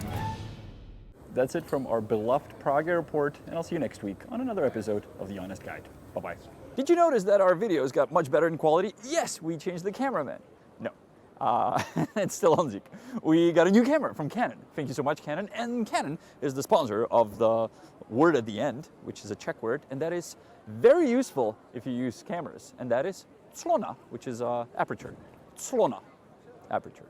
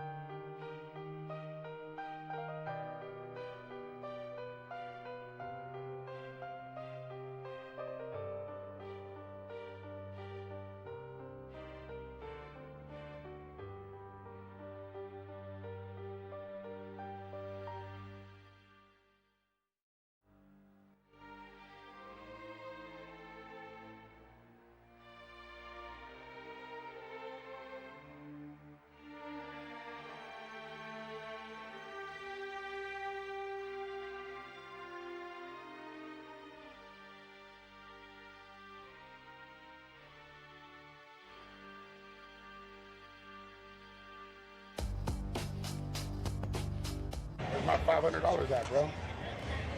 Huh? You ain't getting it. What do you mean I ain't getting it, bro? I'm scared, bro. This little setup, I know it. Don't get scared, bro. Come here. I ain't scared. Want me to You want to punch me? Little setup, I know it. Don't get scared, bro. Come here. I ain't scared. Want me to Do you want to punch me? You want me to Do you want to punch me? Do you want me to Do you want to punch me? I'm asking you a question. Do you want me to punch You, and punch me right now. all of us? All of you guys, punch me right now. Jump me. Guys, Jack Doherty's chain is once again getting robbed. Yes, you heard that right. As you know, Jack Doherty is one of the most controversial creators because his $300,000 chain was robbed before. That incident actually made him relevant again after his McLaren crash, when he was underrated, and that $300,000 chain brought Jack Doherty back into the spotlight. But this controversy isn't over yet, because a lot of things are happening that signal Jack Doherty's chain might get robbed again. On top of that, Jack Doherty and Island Boy Fly Soldier recently got humiliated for their reckless and disgusting behavior. I'll give you a full breakdown in this video, so keep watching. First, watch this clip. You can see some random security guards pull up on Jack and try to take his chain after demanding that he give them $500. Just look at Jack's expression. He looks uncomfortable, and even the security guard looks like the second face of Jack Doherty's big bodyguard. Where's my $500 at, bro? Huh? You ain't getting it. What do you mean I ain't getting it, bro? You ain't getting it. Come up off this chain. This chain looks pretty lovely, bro. Don't get Who scared. is this guy? Who is this guy? Don't get scared, bro. This little setup, I know it. Don't get scared, bro. Come here. I ain't scared. I ain't scared. Let me see the Yeah, I think Jack Doherty is now at full risk on the streets. Anyone can pull up on him right now. Did you see that? I can confidently say that Jack Doherty was fully scared, because his face and expressions clearly showed he was uncomfortable. Jack Doherty might act brave, but deep down, he's just a scared kid trying to prove he's fearless. Even a lot of people are now concerned about this issue. For example, one person commented, if he wasn't scared, he wouldn't need security, especially since he's a baby back bit. Another person said, blacklist him and make sure he gets a harassment charge. Although this comment isn't directly connected to the current incident, I honestly think Jack Doherty might deserve this kind of criticism at this point. You can also see another comment saying, I don't think it's that he's scared, I think it's some creeper weirdo just walking up to him talking nonsense. And another one reads, looks like he's going down quickly from all that fame. Who is this guy anyway? Someone else added, he isn't scared, but he's looking all over for his security. I completely agree with that comment, because Jack Doherty always stays attached to his security guard in almost every situation. Just look at how his security reacts whenever someone shows up near Jack Doherty's house. It clearly proves how cautious and nervous Jack has become lately. Jack Doherty, how much is your rent in Miami? Whoa. He's good. It's like 60, 70K a month. I get a tour? Yeah, we can get a tour. How do you fit so many people in the car? Kick your feet. Yeah. Good boy. You heard him? Jack Doherty. Hey, you too. All right. Yeah, it really does look like Jack Doherty's bodyguard is trying to flex just as much as him, almost like he's part of the show instead of doing his actual job. Two of them honestly come off as a weird and kind of cringe duo. You can tell Jack Doherty is way too attached to his bodyguard, almost closer to him than to his own girlfriend. It gives off this vibe that Jack feels stronger or more confident only when his bodyguard is around, but when it's time to actually protect Jack, that same bodyguard turns into a coward. When Jack Doherty's $300,000 chain got snatched, the bodyguard didn't do anything to stop it. For someone whose job is literally to protect, that's embarrassing. It just shows that all the flexing and acting tough mean nothing when it comes to real situations. Both of them look all talk and no action. Why do you keep walking away from me? What if they come right back here and they get me again, bro? He had a gun. I would have kept going. He had a gun. Oh my. Bro, he had a gun. And this isn't the first time someone tried to snatch Jack Doherty's chain. As you all know, even before, the popular rapper and singer Lil Baby once took Jack Doherty's chain, and Jack only found out later. That was another shocking incident in Jack Doherty's life. Chain, bro. Bro, I need my chain, bro. No, bro. I need that chain, dog. I don't know why everyone keeps targeting Jack Doherty's chain, or if these incidents are even real, but a lot of people seem to go after him just to rob that chain. In another video, you can see Jack Doherty and the Island Boys streaming together. The Island Boys start losing their minds, saying inappropriate things. You can see how Jack Doherty acts like a disgusting person with the chain snatcher. And honestly, both Jack Doherty and the Island Boys look completely reckless in that clip. So chain snatcher got you. So it's like, Lil Baby can give it back, and I can give it back. Okay. But I don't want to do that. No. So I'm going to keep it going. I like it. I became one with it. You got the opportunity to tell you right now. No. You won't. Get your get back. You won't. You won't. You won't. No, you not. You a not. That's harder than 10 chains. The Zoe's got you. The Zoe's got you.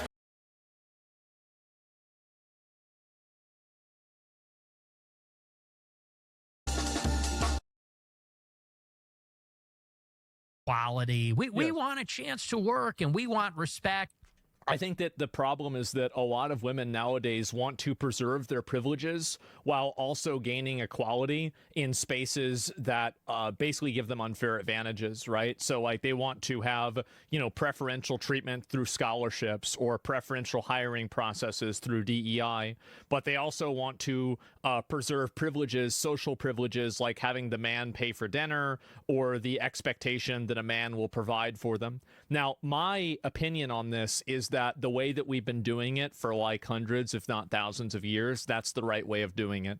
I think that if a woman wants to get a job and she wants to work for herself, that's a decision that she and her husband have to make. But I, as a guy, I would expect to provide for and take care of my wife, and I would expect her to, provide for and take care of the house if we had kids, right?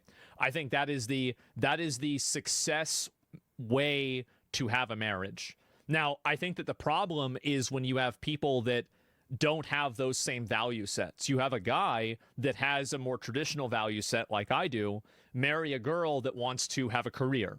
Well, as a guy, you're an idiot for doing that. It's like, again, it's like what I always say, don't buy a bird if you don't want it to make noises. Like you should, these are things that should be discussed before you even get engaged. So if you have this massive difference in values, this should already be like completely ironed out before you even get engaged, not to mention get married, not to mention have kids, right?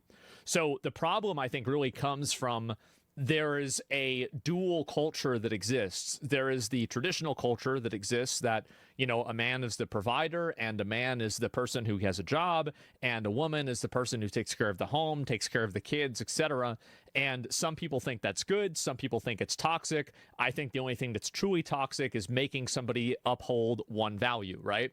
And then you have other people that think that it should be true equality. Both people should work and they should take their own share of these responsibilities. I think that both of these, again, can work. And I think that there are millions of cases of them working with multiple times, right?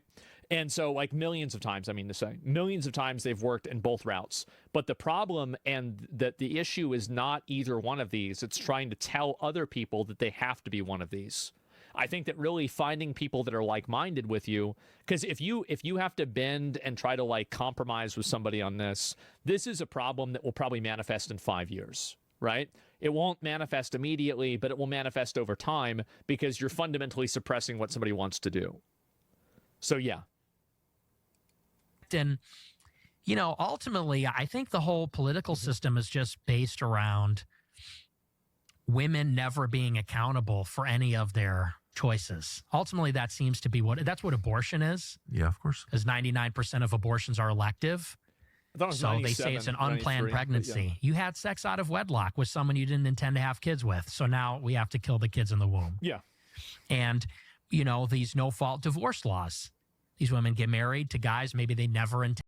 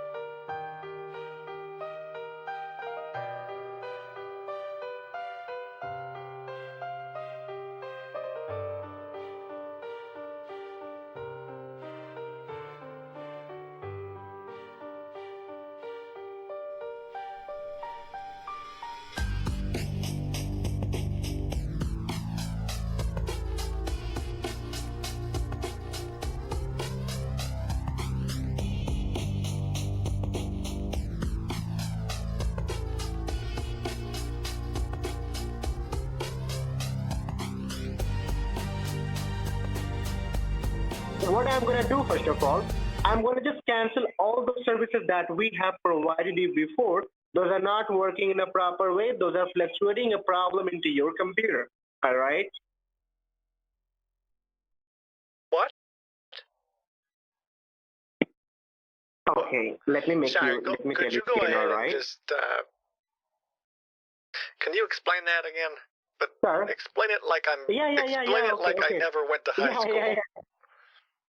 Yeah, okay, no problem, Explain no it problem. like I'll I'm tell you, 5. okay? Explain it like I'm 5. Okay, fine. I got you. Okay. Actually, what happened last time when you faced some problem onto your computer? That time, our technician they provided some security stuff onto your computer, some program. Okay. But what happened this time? Those services which they provided you before, those services right now going to be cancelled. Those are not working in a proper way. So according to policy, these are our company rule to refund the pay. Just because, sometimes software going to be crashed, it not work. It's a software, right? So the software were working fine, but just because when you face some online problem, the major problem that someone hacker, they also were trying to do something wrong with your information. That time your software going to be cracked. So we got the report here, then we send you an email, and now I have an order to show you and let you know everything about that with whatever is going on. All right. Then after that, just cancel each and everything, then refund your money and secure you everything for the lifetime again, future. All right. So you're saying what exactly? Yeah. So right now, what I'm gonna do, as I told you, the services which we have provided before, which are not working in a proper way, which are fluctuating a problem. Right now, I'm going to cancel all those services. All right. Hey, has anybody ever had an issue with Ubuntu where it just says created slice user slice of GDM, started user manager UID, and it just keeps repeating over and over and over and over and over and You over can and talk over? to me very nicely, okay? No problem. You can ask me anything, okay? Also, do you know what it is? So, okay, Hello? yeah, I'm a little confused. But we got an email. We got an email from you that said you were going to be charging us money. Yes. Hey, actually, let me ask you a question while I got you, because you're like a technical guy, right? My grandson, he left his he was asked. You know what? Never mind. Keep going. Never mind. I'm gonna not ask you that question because you probably don't know how to answer it. So, okay. How do I make sure that I cancel? How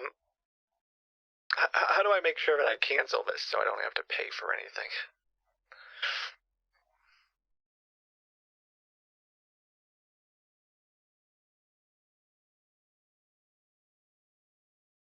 Do you understand what I'm saying?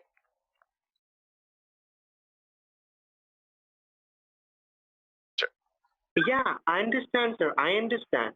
Okay. Are you Win? It says Win would like to view my desk. Is that you? Hello? Is this phone even what working? I'm gonna do? Hello? Yes, sir. I'm here. Well, why is there something on my computer that says Win would like to control my computer? Who's that? Okay, let me tell you. Sir, the technicians are working on it. I'm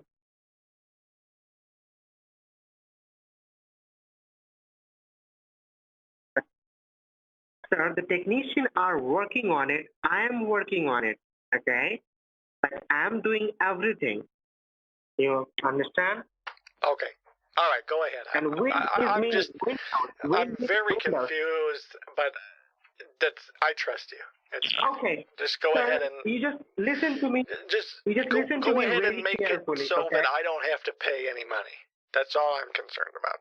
You do not have to pay any single money. All right? That's You what I'm just saying. please That's what I'm listen to me saying. very That's carefully. what I'm saying.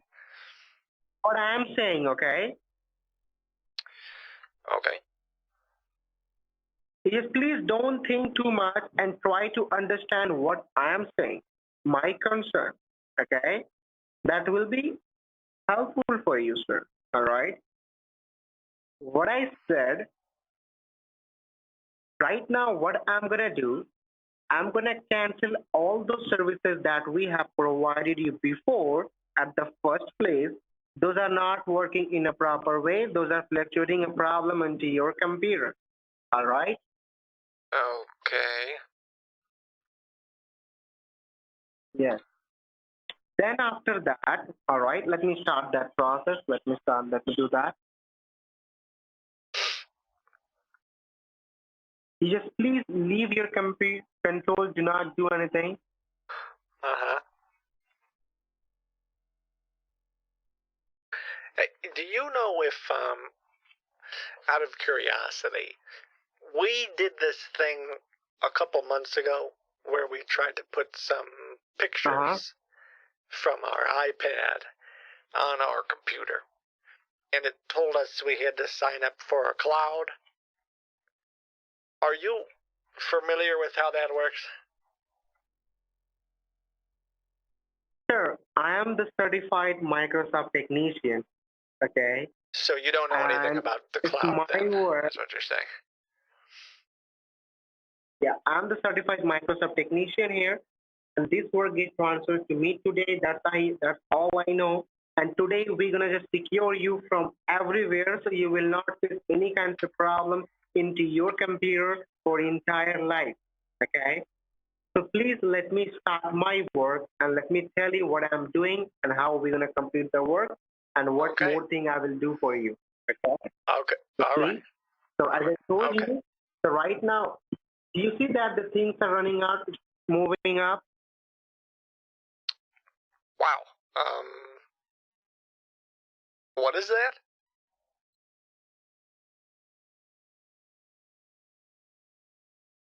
Holy smokes. Yeah, I see something on the screen. It's moving real fast, though. I don't know what that is.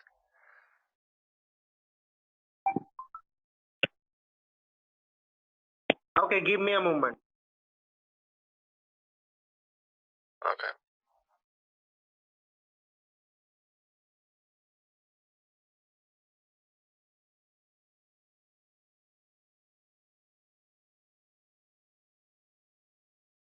Oh, gosh.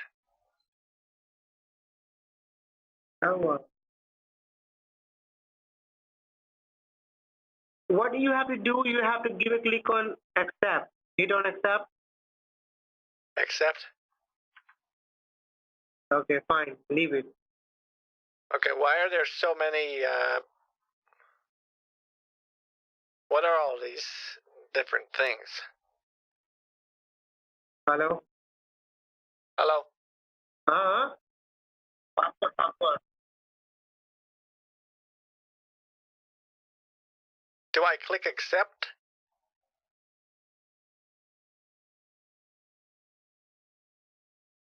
Sir?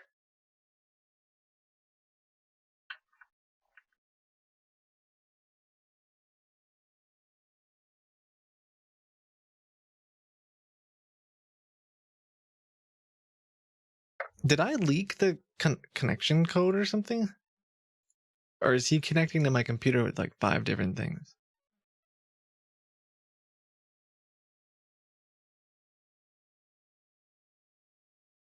Or is he connecting to my computer with like... Did I leak the connection code or something? Or is he connecting to my computer with like 5 different things?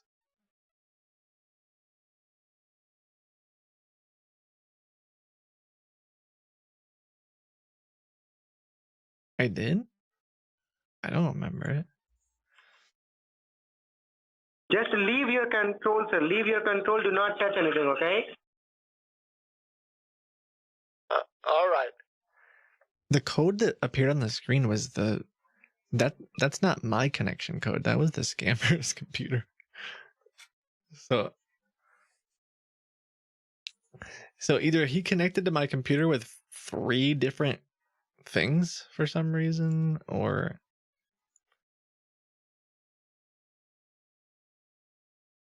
I don't know what's going on.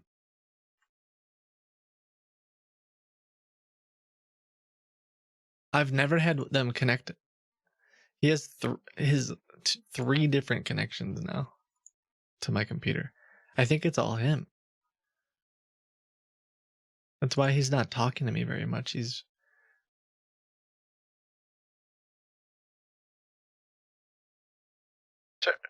Sir, I don't want to, I don't want to give you a hard time or anything, but do you have an idea of how long this is going to take?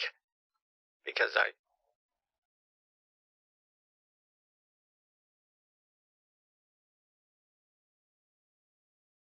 Hello? I am here, sir. Just give me a 1 minute, then I will let you know everything, okay? Just give me a 1 minute, all right? Well, there's all this stuff going on my computer. I told you already the cancellation is going on.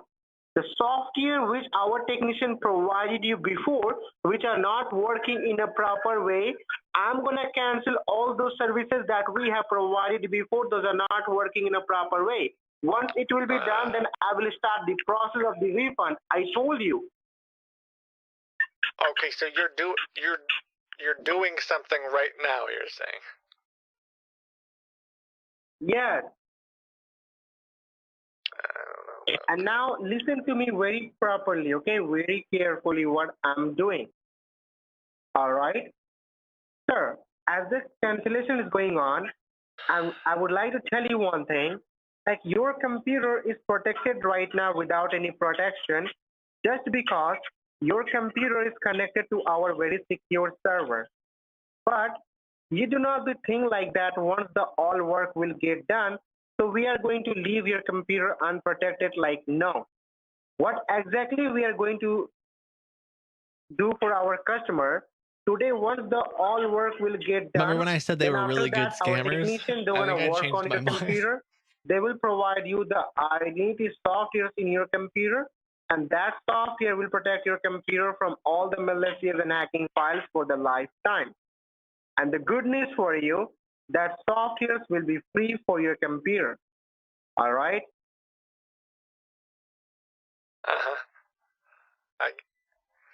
Got that? I guess so.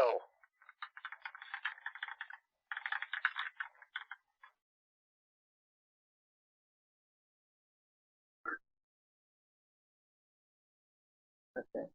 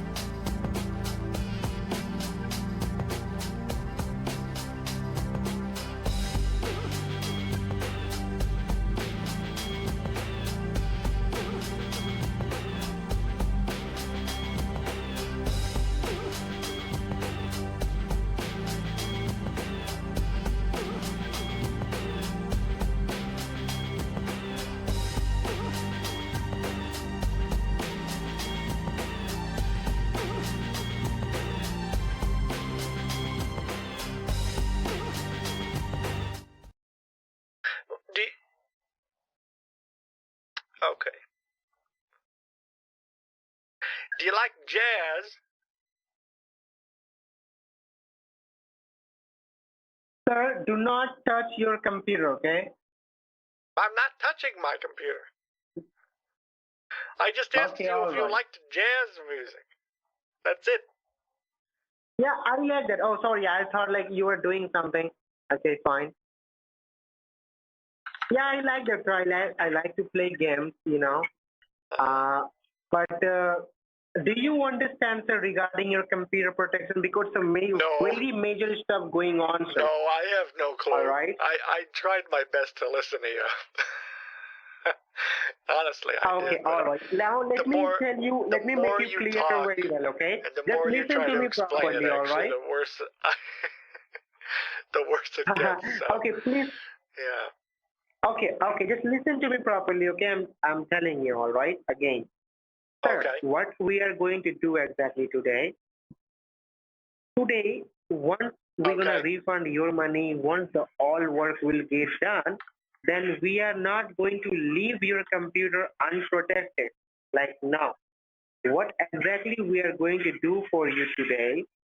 Today, once the all work will get done, then after that, our technician, they gonna work on your computer. They will provide you the identity software on your computer. Okay. And that software will protect your computer from all the malicious and hacking files for the lifetime. Sir. And the good news, Sir. Yeah. Could you put your mouth a little closer to the phone and take me off speakerphone, please? Is that possible at all? Is it better now? Yes. Yeah. Okay. So what I'm saying, sir, today what we're gonna do for you? Yeah, that's a lot Today, better. yeah, it's fine now. Yeah. Okay. Thank you. So what I'm saying, today once the all work will get done, then after that our technician they're gonna work on your computer. They will provide you the identity softwares on your computer, and that software will protect your computer from all the malicious and hacking files for the lifetime. And the good news for you, that softwares will be free for your computer. This means your computer will be protected for lifetime, and you do not have to pay any single penny for that. All right? Okay. Yeah. Because, sir, your security is our priority. We Well, that's never good to know. want them our. I appreciate that. Thank you. Yeah. So I told you regarding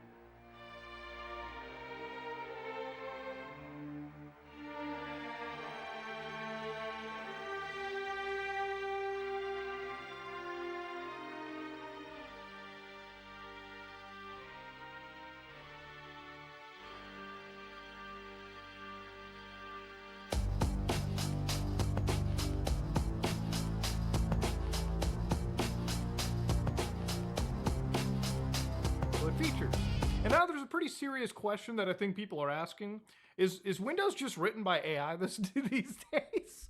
So for anybody that doesn't realize this, ladies and gentlemen, a few days ago, there was an update that dropped on Windows 11. And the reason I'm making a video about it was because apparently it's a bug that causes the task manager to just duplicate. We have reached a point where closing an application is not a simple task anymore. So for instance, right over here, I actually have the task manager completely open on my system. Now, in order for this crazy bug to work, ladies and gentlemen, you need to actually go and install an optional update. So I want to kind of negate a little bit of the clickbait. If you're not somebody that basically slaps on the ability for your computer to be updated to the nth degree, then I think you're safe. And look, here's a general little piece of tech advice from me. Okay, I never update anything to like the beta stuff, okay? I'm not getting paid by these companies to try out beta shit. So I'm not gonna be a fucking beta, so to speak. Now, generally, I don't really update my computer to like any crazy like special branch. I don't update my phone to beta branches, you know, because I need to be able to use the thing in order to, you know, make calls and stuff. You know, I've noticed cars are getting beta updates. God forbid you consider updating your motor vehicle to something that's not completely tested. Now, inside Windows, there's something known as the Insider Program, which is irrelevant to this video because we are not even in the Insider Program at all, okay? So I'm not in there. What I have done is I decided to go to the optional updates, right? So for instance, inside the update history, you can see that I downloaded a preview update. So in order to kind of be nice to Microsoft, you really shouldn't be getting this bug if you're not willing to install things that aren't entirely tested. But to show you how goofy this is, we have the task manager open, okay? Now this is my most probably used Windows application. Like I think we all fuck around with the task manager, you know? You want to kill a video game that's running erratically, you want to end a program pretty sufficiently, you go to the Windows task manager. Now you would think clicking the escape button closes the only aspect of the Windows task manager. No, not anymore it seems. So if you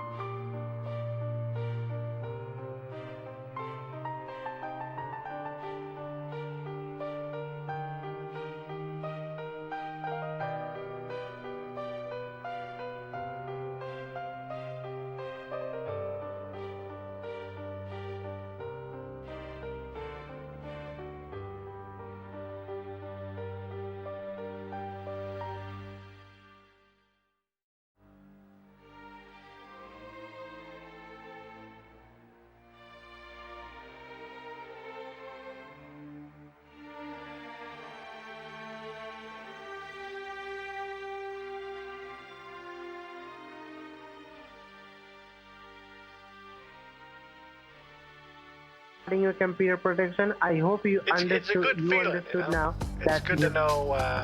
Yeah. It's good to know that you care. Yeah. And what most important thing, sir, your computer will be protected for the lifetime, Okay. and you do not have to pay any single penny for that. Whatever Okay. you are doing today, you are just doing for the last time for your protection. So what I want only from you, as we are giving our time for your security reason, so you also have to give your time for your protection with me, right? It's a give and take. It's a give and take kind of thing. You're giving me some time. I'm giving you some time. Yeah. That kind of thing. Yeah, I'm giving my time for your protection, and there is one thing same, sir. I'm giving my time for your protection, not mine, and you are giving time for your own protection, not mine. So we are both are doing for your security purpose. I'm just giving my time, so I want you to give your time. Be patient with me also, so we can secure you. That's what I'm saying. Thanks. Okay. Well, yeah. It's like I understand. It's like you ever heard that song? What is it called? We're no strangers to love. You know the rules, and so do I. You know that song? Yeah. You know? Yeah, it's a give and take. You know, I know the rules. You know the rules. Yeah. So we're kind of both. So, sir, yeah. And so now I hope you understood that whatever we are doing for your protection, okay, and we are all doing this for your security reason. So you can do anything, whatever you do on this computer, you can do it very securely. So you will not face any kinds of problem. Like today, what I'm gonna do right now, I'm gonna just secure everything whatever you do on this computer. So now, will you please confirm me, like most of the time, what you do on this computer?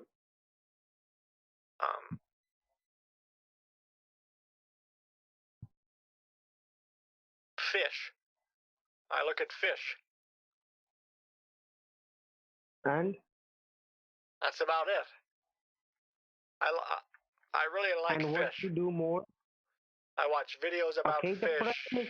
the personal stuff like your email and like There's your a guy. personal There's stuff. some What do you YouTube. do on There's this? some YouTube people that make fish videos that I really like.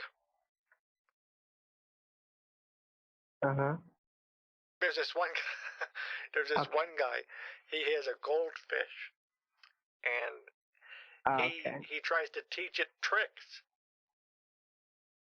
But for the most part, the one I do is where you the guys who go fishing and they use different color baits and worms and things, and you got to figure out what's best.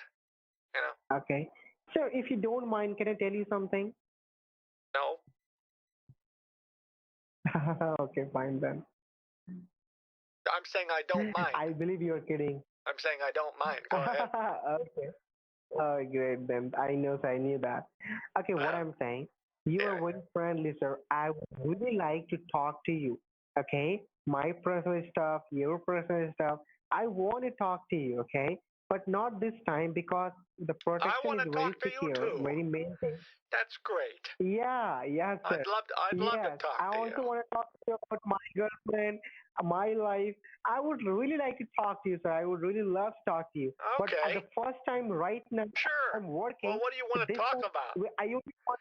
I don't mind. I don't mind talking to you at all. Yeah. So this time I only want to talk about the work which we are doing. Once it will be done, then we will talk very nicely, right? You know, that will be great because that time we will not like a. What do you want to talk about? Let me ask you this. Let me get to know you a little bit. What's your favorite color? Black. Huh. Okay. Interesting. Yeah.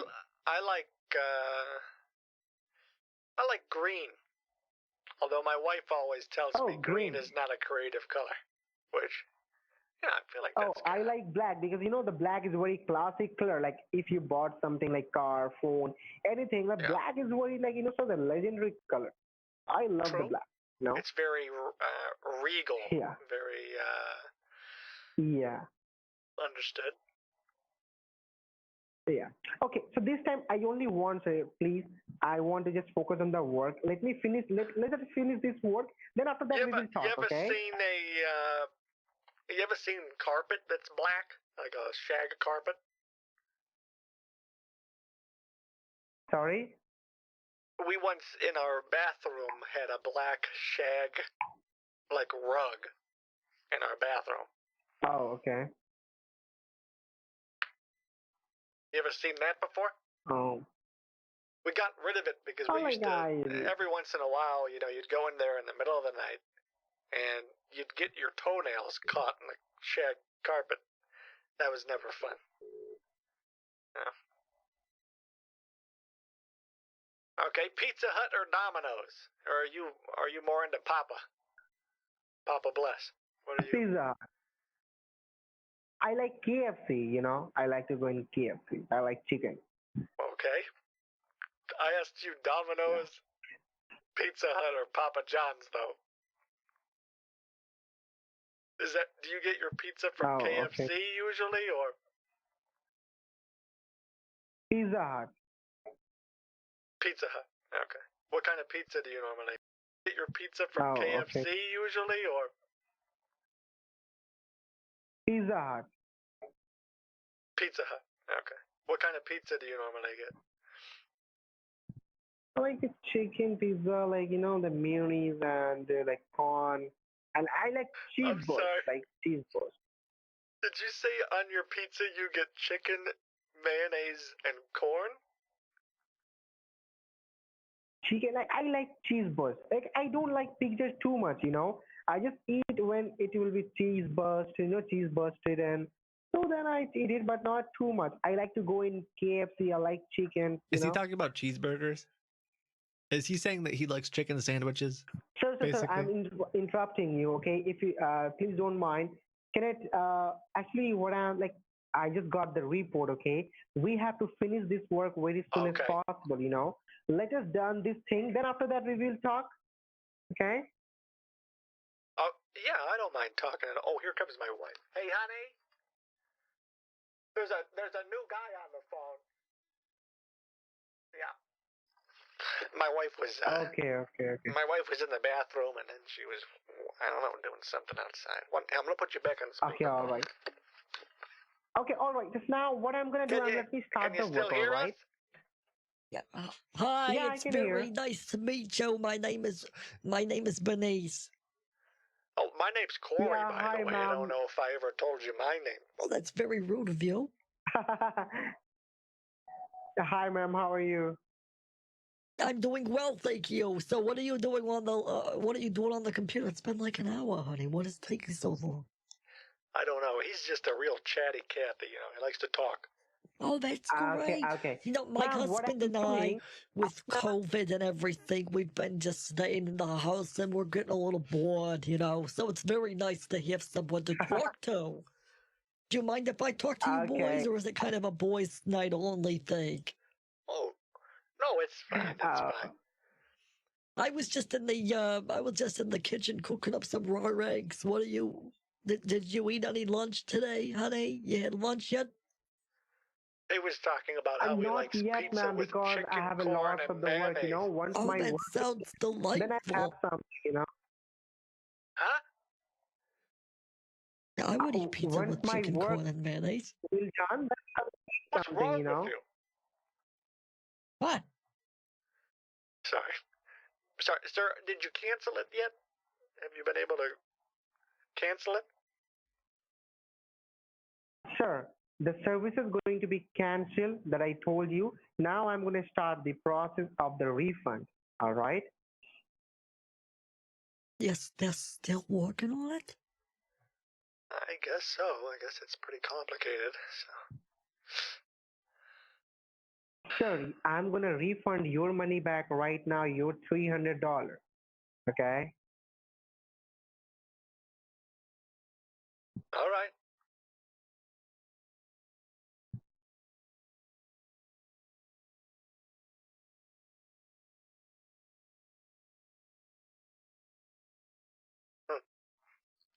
Are you married, honey? Are you married? No, ma'am. Next year I will. Why next year? Actually, He's waiting this until year, like, this quarantine going on, so that's why. What did you say? I was just about to Caroline? hear. No, he's talking about this year, but Oh, okay.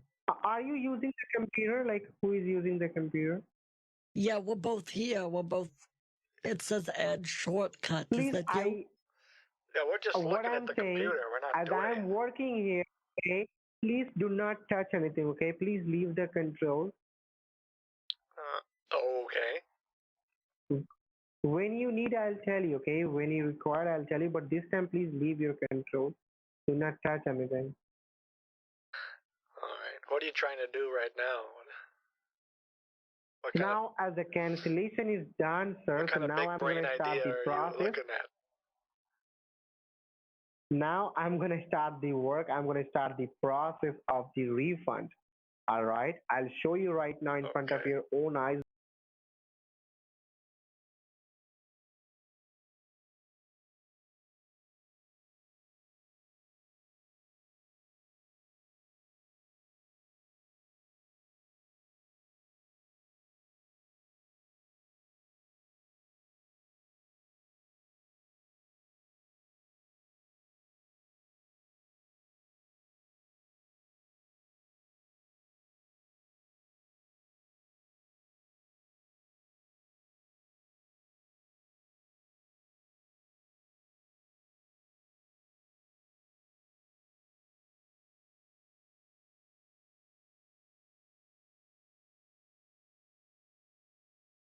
That you got your money back.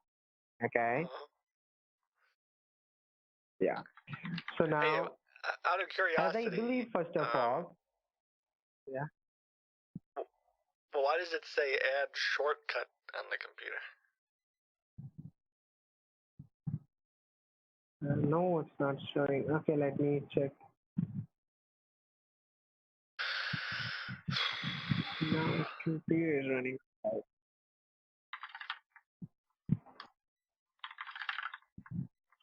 I would like to tell you, sir, please do not type anything on the keyboard. Do not do anything. Okay, leave it. Oh, I wasn't typing on the keyboard. That was something else. Sorry. Do not do anything. Okay, now let me ask you. Okay, as I believe you do online banking on this computer. Yeah, we do. Okay. So please confirm me, like, in which bank you're banking with. What's the name of your bank? Like Wells Fargo, Bank of America, Chase. Out of curiosity, why do you ask? Just answer his question. Maybe that's why this is taking so long, because you aren't working with him. I'm working with them. Yeah, but you always go on these little rabbit trail things. You never just do what you're supposed to. Yeah, Okay. we do online banking. Okay. We do a lot of online I explained everything at the beginning, sir, right? I did that. And now what I'm going to do, we're going to refund the payment, then I'll show you that you got your money back. All right. That's why I only asked, like, what is the name of your bank? The Wells Fargo, Chase, or which bank?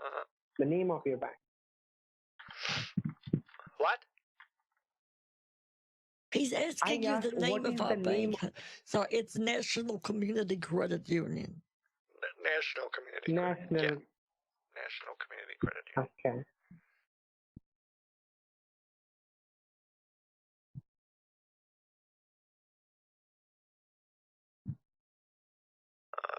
And why are we doing something with the bank again? Okay, let me tell you.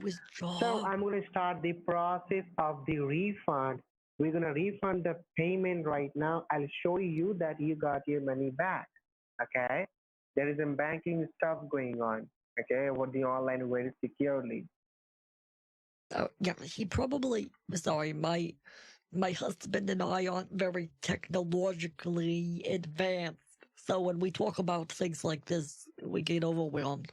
Oh, speak for yourself. I don't mind, ma'am. I don't mind. You're the one who just I'm figured here. out what to do with the middle mouse button. Well, it's very complicated. True. It's not. I don't think so. It's complicated because I am explaining you everything. All right, like whatever I'm doing, how we're gonna complete the work. Like, do you hear that, ma'am? I told you. I told him also. Like today, once the all work will get done, then our technician they're gonna work on the